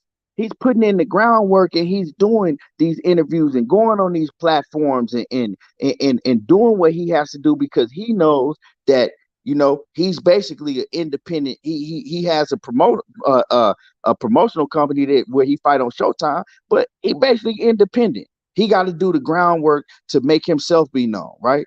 And he's doing that. So he will be huge. He gonna be huge because he's doing what he got to do. But he still got work to do. But Yeah, listen, you I could can go say right. he's making Listen, himself more available too. I'm outside Right. right now. There's a lot of guys out here that don't even know who Oscar Valdez was. But I'm just saying, Right. I know the people who matters, who's going to fill up the arenas, know who David Benavidez is. I mean, at the end of the day, like, man, the Latino people's repping for their fighters, man. I can't, you know what I'm saying? I can't lie. You know what I'm saying? I'm not gonna sit here and lie, man. They repping for their fighters, so because when their fighters fight, they are in that motherfucker. You know what I'm saying? Certain spots, us as black people, we gonna be in there, but man, I'm just going, man. Y'all see it. Everybody know what's up, man. Yeah. And like I said, man, David Benavidez is gonna be he gonna be huge because he knows how to promote himself. He know how to fight like a motherfucker. He know how to talk shit. He don't really have no holes in the game when it comes to him becoming a superstar. Hey, let me add to that. Man, because I mean, what Canelo had 40 fights before he fought Mayweather, something like that. So if you think about it, we don't even know who them motherfuckers was that he fought, but we walking with David Benavidez, through his whole shit while he's getting them 30 and 40 fights. It's all high visibility. The shit that Canelo had, like, you got to dig and search, you know what I mean, and do all kinds of wild shit to see them fights. But we right there with David the whole step of the way. So I think at the end of the day, we gonna be able to see his shit live documentation. At the end when he call it quits, we gonna be able to go to see all his shit and know it's certified. Right. And I want to address a comment, man. I see earlier. I forgot who made the comment, but he said that something about ain't no boxer scared of the other boxer. That's a motherfucking lie. You seen a perfect example of that shit this weekend when Castile Clayton got in the ring with Boots. That man was scared to death. So Terrified. I mean, when you hear that, oh man, they all fighters and they've been doing this their whole life and they fighters and they fight for a living. That doesn't matter. They still human. They still have feelings. You see what I'm saying? So you can't say that, oh well, this man he can't be afraid of this man because some of them dudes is afraid. That's just what it is. And you can see it when they get in the ring, they're afraid. You can't sit there and tell me that some of them dudes wasn't afraid of Mike Tyson when they were fucking getting in the ring with Mike Tyson. They were scared to death. And yeah, they boxed their whole life. That was their profession, but they were still motherfucking scared when they stepped through them rings, when they stepped through those ropes and had to fight Mike Tyson. Yep. Now, you know what I'm saying? If somebody pay me to fucking go skydiving, they say, okay, that's some shit I will never, that I won't do a skydive, right? But if somebody say, okay, I'm gonna give you $500,000 to go skydiving and jump out this plane, right? I'm gonna be motherfucking scared to death, but I might do it because of that money. Just like some of these fighters, they scared to death, but hey, at the end of the day, they got to make a living. And man, that's what make boxing great is that you get to look across the ring, and it's a chance, y'all, that we as viewers get to see two motherfuckers who ain't scared of each other, who looking at each other and saying, "All right, you just as big as your legend. Shit, I am too. God damn it, meet me there." And Yeah. that's what's great about boxing, man. Ain't no But we don't get quarterbacks, it ain't though. no. Now we don't get it. We ain't been getting it. You know what I mean? But that's what we got the ability to change. You know what I mean? Because the word of mouth is a bad motherfucking shit. Ain't nobody gonna still tell people 10 years from now, oh, Sugar Ray was great, but goddamn it, Aaron Pryor pushed down on him talking about he wanted that smoke. You understand? And contracts was sent. You understand? But shit, then it became a money issue. You understand? Right.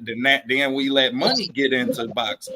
But us as fans, bro, we got the ability to really persuade people into getting some of the and wanting to see some of Somebody these got a lot fights. of feedback in the background.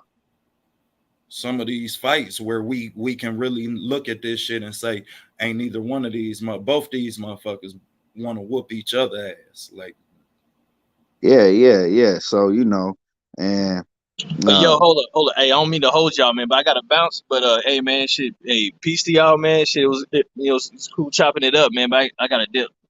yeah, appreciate you. Yeah, man. So at the end of the day, with all of that being said, we got somebody else in the middleweight and in the super middleweight division, Caleb Plant. What's up with Caleb Plant? All these niggas is talking about each other amongst each other, but Caleb Plant, he's supposed to, what I'm saying, he got the Canelo fight. He's supposed to be above all of them now at 168. He's supposed to be, his name is supposed to be ringing more than all of their names now. What the fuck is Caleb Plant gonna do next? And everybody know I rock with Caleb Plant. He's fighting I am neither real now. But I don't know why. I mean, well, the thing is that we haven't heard nothing about that. We heard it and then it kind of fell off, and then Caleb Plant did an interview with the Boxing Voice, and he said, well, we was in talks, but I don't know what was going on now. So we don't even know what the fuck he doing. Man, he talking about he want a big name. He talking about he want a big name. Like, I want to fight Charlo some damn body. Last interview I seen with Caleb Plant. Well, he told what he said is he wanted basically a tune-up type of fight, and then he wanted to fight a David Benavidez or Charlo. But yeah, that's what he said, why you need a tune-up? I don't understand why you need a tune-up fight. Man, these niggas, man. Some of these niggas, man, they ain't sure about themselves, man. Like, say it again, Bat. Say it again, Bat. But see, this is the thing. The mystique that Caleb Plant carries, right? The attitude that Caleb, and I fuck with Caleb Plant. He one of my favorite fighters. Everybody know that. But like I said, whether you my favorite fighter or not, my obligation is to come on here and keep it real. The how Caleb Plant carries himself, it ain't no fucking such thing as a tune-up. Hey, Batman, I think this might be you in the background. I just made that noise. Okay. Yeah, with the way that Caleb Plant talks and the way that he carries himself, and he has a persona to where he ain't scared of shit. You know what I'm saying? Fucking Iceman type shit. Stone cold. You know what I'm saying? That's how he comes out. So if you like that, bruh, you gotta be willing to. It ain't no tune-ups. You know what I'm saying? That man was just right there, man. He about to have a baby. He been fucking good. He got $10 million. He just ran through. That nigga ain't been in the gym for real. I'm already. Well, he said he been in the gym. He said he stay ready so he ain't got to get ready. He been in the gym. He been working. But why? You know what I'm saying? Like he's available. He ain't false since that nigga ain't November. Been in the gym, Keith. Hey, Keith. When I look at that nigga Instagram, nigga somewhere on vacation, man. He damn sure do be on vacation a lot, but he ain't the most active fighter even in the ring, y'all. When he fight 2 times a year. Right, and that's another problem. Like Caleb Plant is what? He only has what? 21 fights? Come on now. You 28, what is 28, 29, and you got 21 fights. That's a problem. Caleb Plant should be out here on the forefront talking that shit, calling all of them dudes out. And David Morrell won't smoke on display. David Morrell won't smoke. I won't smoke with him. David Benavidez was popping. Jermall Charlo, you talking about move? What's up? What's up? We could do this right next. We could do this summer. Even though that David Benavidez is tied up, but he need to be fighting somebody like Caleb Plant. They should have already been announced the fight with him. If he fighting Darrell, he should be fighting Darrell in June. Facts. August tops.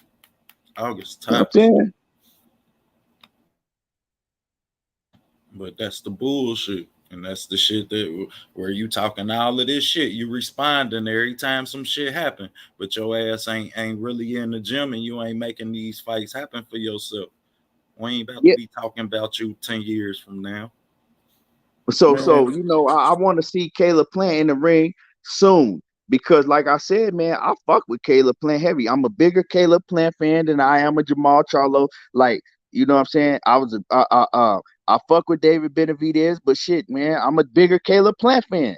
I'm not finna just, you know what I'm saying, fall off the Caleb Plant bandwagon just because he lost. He took an L. I want to see him take that L and come back stronger. I still rock with Caleb Plant, but at the end of the day, I need to see you in the ring soon, and He I should need have to been see you back in there. there. Facts. Yeah. Say He it got a lot again, of baby. momentum. See, this was wrong with these dudes. They don't know when they got momentum and when they don't got momentum. He got a lot of momentum. He should have been back. He should never took no vacation. He should have been on the fucking ground ready to get back at Canelo ass. But you know, these dudes different, man. And that speak volumes about what type of person you is and what type of fighter you are. What's really in your heart, man. That shit ain't in your heart, bro. You Like, take a L, you get the biggest fight of your life. You take a L, and then you go and take a hiatus and go on vacation. Like, it's cool, you know what I'm saying? Because you got big bread, you got more money than you ever did. Enjoy the fruits of your labor, but you know, his girl is pregnant. I don't know, man. I can't really get in that man's personal life, but like I said, me, you know what I'm saying? Me saying he should have been out of the ring no longer than this June. man, you You feel got me? your ass whooped and switched schools. You ain't even come back outside. None of that. Hey None of man, that. that shit fun. None of Hey, that. that shit funny because a couple niggas, Man. it's a couple niggas it was a couple niggas back in high school I know that did that shit, nigga got whooped, nigga, and didn't come back to school. And my thing is like, nigga, what if you go home and tell your motherfucking mama? How your mama let you just motherfucking just not come back to the school and switch you whole schools? You know what I'm saying? That's who was with the shit. You gotta Ain't no way. speak up. Hey, Be like, nah, ain't mama, ain't I'm no going way back my to mama school. ain't no way my mama wouldn't let me do that shit. Hey, if she found out I got whooped, oh nah, you going back up there and you fighting them again until you win.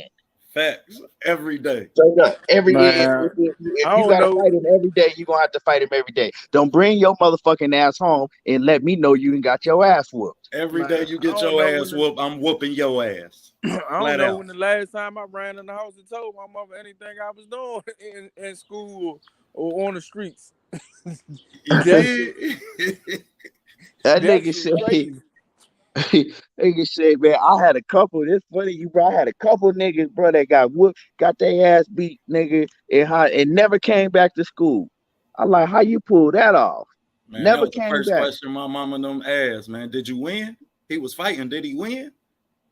Hey, Put him on the bro. phone. Then we talk. Shit. Right.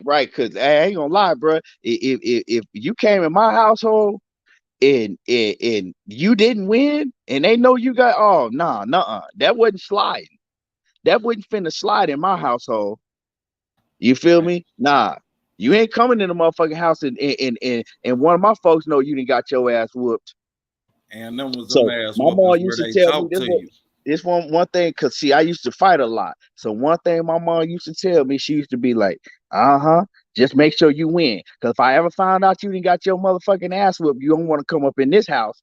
You know what I'm saying? So if you gonna fight, if you gonna be getting in fights and shit, make sure that you win them all. That's just what it was. Shit, your ass was fighting in Now, my house. You was I ain't getting gonna your lie. ass whooped. I lost one of them, but she ain't know about it.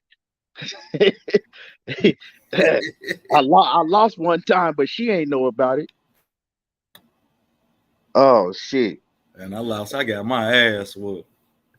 I Motherfucker, lost 3 one years time. older than me, they wasn't hearing none of that shit. They ain't care if I you got jumped. None of that. I You died. getting your ass whooped. My mama whooping your ass. I lost one time, but I made sure she didn't. I made sure they didn't know about that shit. The only time my mother knew I was fighting was in school, was in elementary. After that, I died. I was on some other shit. So See, Hey, man, my mama was a dentist, so motherfuckers would be out in the dentist office talking to my mama was a dental hygienist. Motherfuckers would be out. I used to wonder, like, man, do y'all mouths be open when y'all be telling her this shit? Like, man, quit telling her shit. Like, man, motherfucker running to your my mama some shit. all right, it's a different day and age now. You know what I'm saying? It's a different day and age now. Kids can't even fight no more. They get arrested for fighting. I'm like, what the fuck, nigga? Every day we used to do that shit. And there'd be a line of niggas waiting to get. If motherfuckers knew you could fight, man, especially coming up in like elementary school, the line of niggas wait for your ass. I ain't lying, boy. Waiting on your ass, and your legend better meet your mystique, because we want to see. Right. All right, yeah. But man, y'all hit that like button. Y'all smash that like button. We got a lot more shit going on in boxing, man. It's a great time to be talking boxing, to be watching boxing. This weekend, David Benavidez, like I said, I'm gonna try to slide down and make that David Benavidez fight. I'm sure gonna try to make that fight this weekend and see him put in work. Man, before we get up out of here, let me get y'all last words, man. Batman, let me get your last word before we get up out of here. Man, I want to see the Richard Hitchison fight. Who he supposed to fight this weekend, right? Yeah. He do? I didn't know that. I didn't know he fought this weekend.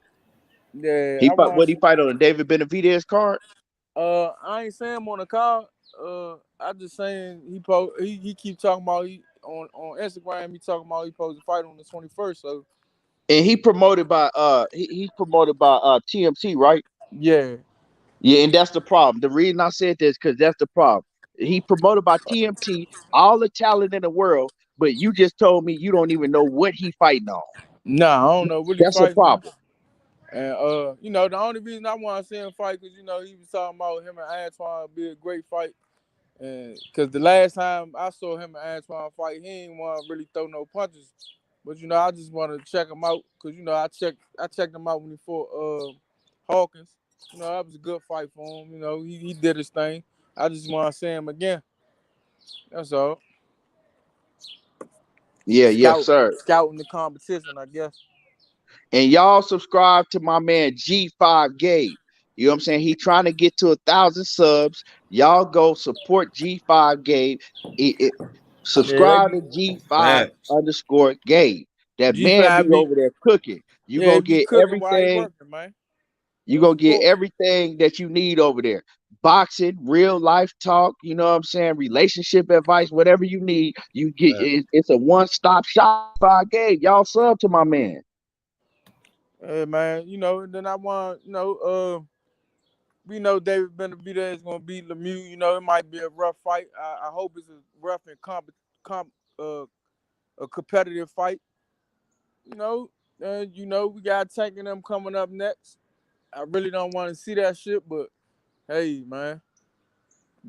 I ain't gonna lie, I want to see it now. Rolly sold me. Rolly just sold me on the fight, man. Oh, man. Did he sell you on his skills? Nah, y'all wrong. Nah, hold on. Horrible, hold on. You got me. You don't twist my words. He sold me on his mouth. I know he ain't shit. I know he ain't got no skills, but I just want to see the fight just because of how he talking. You know what I'm saying? He been talking like that his whole fucking career. Right, but he turned it up this fight. The shit that he been saying is funny as hell. He sold me. I know he can't fight, but I said, he sold me. I want to see the shit. It's Tank. Everybody want to see Tank fuck Broly up. All right, cool, man. That shit crazy. But Tank the only one get a pass for this shit.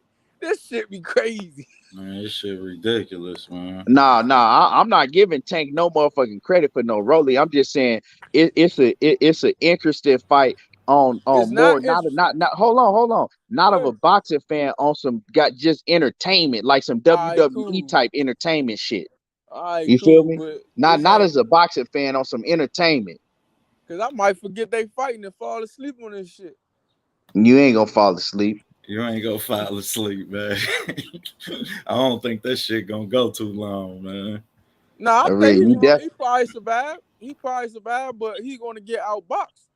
He's gonna get tired. He probably don't even get knocked out. He's gonna get outboxed. So there's no use in me looking at that shit. Man. Right, my man DW said Rolly sold the mess out this fight. I definitely want to see how he gets stretched. Yeah, you just want motherfuckers. Tank is the only one can get away with this. Nah, it ain't. To me, you already know it ain't even about Tank. It's just No, about like when a motherfucker talk all of that shit, bro. When that's you talk all of that shit, you want to see the outcome. but listen to this though. I see if a motherfucker can talk all that shit and they got skills to back it up, yeah. But if a motherfucker, we know this motherfucker for 14 fights, he looked like shit, and he been knocking out bums, and now everybody interested because he got a mouth that he been had. Well, he But know see, how to when sell himself, and I think that just speak volumes to the fighters with the Nah, it talent speak who don't no, sell themselves back. We got hell. it definitely speak volumes. OTB, it definitely he doing what he's supposed to do. But this motherfucker ain't got no skills to be in no fucking big ass fight like this on no paper and fucking fight. you're right. But he here now. So I didn't shit on it for. I mean, how long before when they first announced the first fight that fell out? I've been shitting on the shit for about damn near a year now, but it's happening now. Rolly done sold it. He didn't sold me. He ain't sold me to think that he gonna go in there and do shit because I know what type of skills he got. He ain't got none, but he sold me on wanting to see the entertainment. Man, But OTB. What up, go bro? ahead. Let me get your last words, OTB. Yeah, man. Everybody get the OTB boxing class, man. We definitely working. Last words, man. Check out get to the top rank card a little early. Check out Duke Reagan, Tiger Johnson, Cincinnati, Yeah. and Cleveland. Definitely gonna be looking good on that card, man. They're gonna make it look real good for y'all, trust me. Wait, who fighting on top rank? Man, I couldn't even tell you the card. I ain't even gonna sit here and lie to you. I Oh, couldn't okay. tell you the card, but I know that them two fighting on it because I've been seeing them say that they fighting on May 21st. Duke had been told me if you get to the channel, I got an interview with Duke a while ago where he told me he fighting May 21st. But Okay. yeah, definitely real talented boxers, man. I want y'all, if y'all don't know, definitely two boxers that's next up in the pedigree of upper echelon of talent. And man, I'm gonna take my last words from Bat, man. All of you boxers, man, go find y'all a rapper, man. Get in the video, man. Do something to sell yourself, man. You about to watch Rolly get the biggest payday in his career. We don't even know what this shit gonna end up doing because we know the type of numbers that Tank do, regardless. So you understand? Don't be surprised, man, if this dude end up making Rolly and keeping Rolly as a household name longer than his talent making. So like my brother Bat say, man, find y'all a rapper, man, do something, talk some shit, man. Ain't nothing wrong with it. Right. And man, OTB, let them know what you got going on, man. Yeah, And we definitely working, man. Me and Loyal gonna be on tonight, man. We gonna cook for a little bit. Definitely getting our schedules together though. We gonna be on Monday, Wednesday, Friday, but we about to change our schedule, make it work for everybody. You feel me? That way ain't nobody got to choose who they want to watch or what y'all want to tune into. You feel me? But we'll definitely be hitting y'all with a definite schedule, and then I'm gonna be announcing my schedule next week. I'm probably be on late night, coming on about 11 to 12. You feel me? For you diehards, y'all can wake up in the morning and catch me. yes, sir. OTB, make sure that y'all go sub to OTB. OTB Boxing Class 101. School is in session. Make sure that y'all go show love and support. Sub to Lord to the Game Boxing Talk. Him and Kwame East will be on there tonight doing they live. I know that bitch finna be fire. And yeah. And make sure that if y'all ain't hit my like button, hit my like button. Subscribe to the channel. And I will be back tomorrow. Y'all already know how I do. There you go, talking that boxing again. And I'm gone, y'all.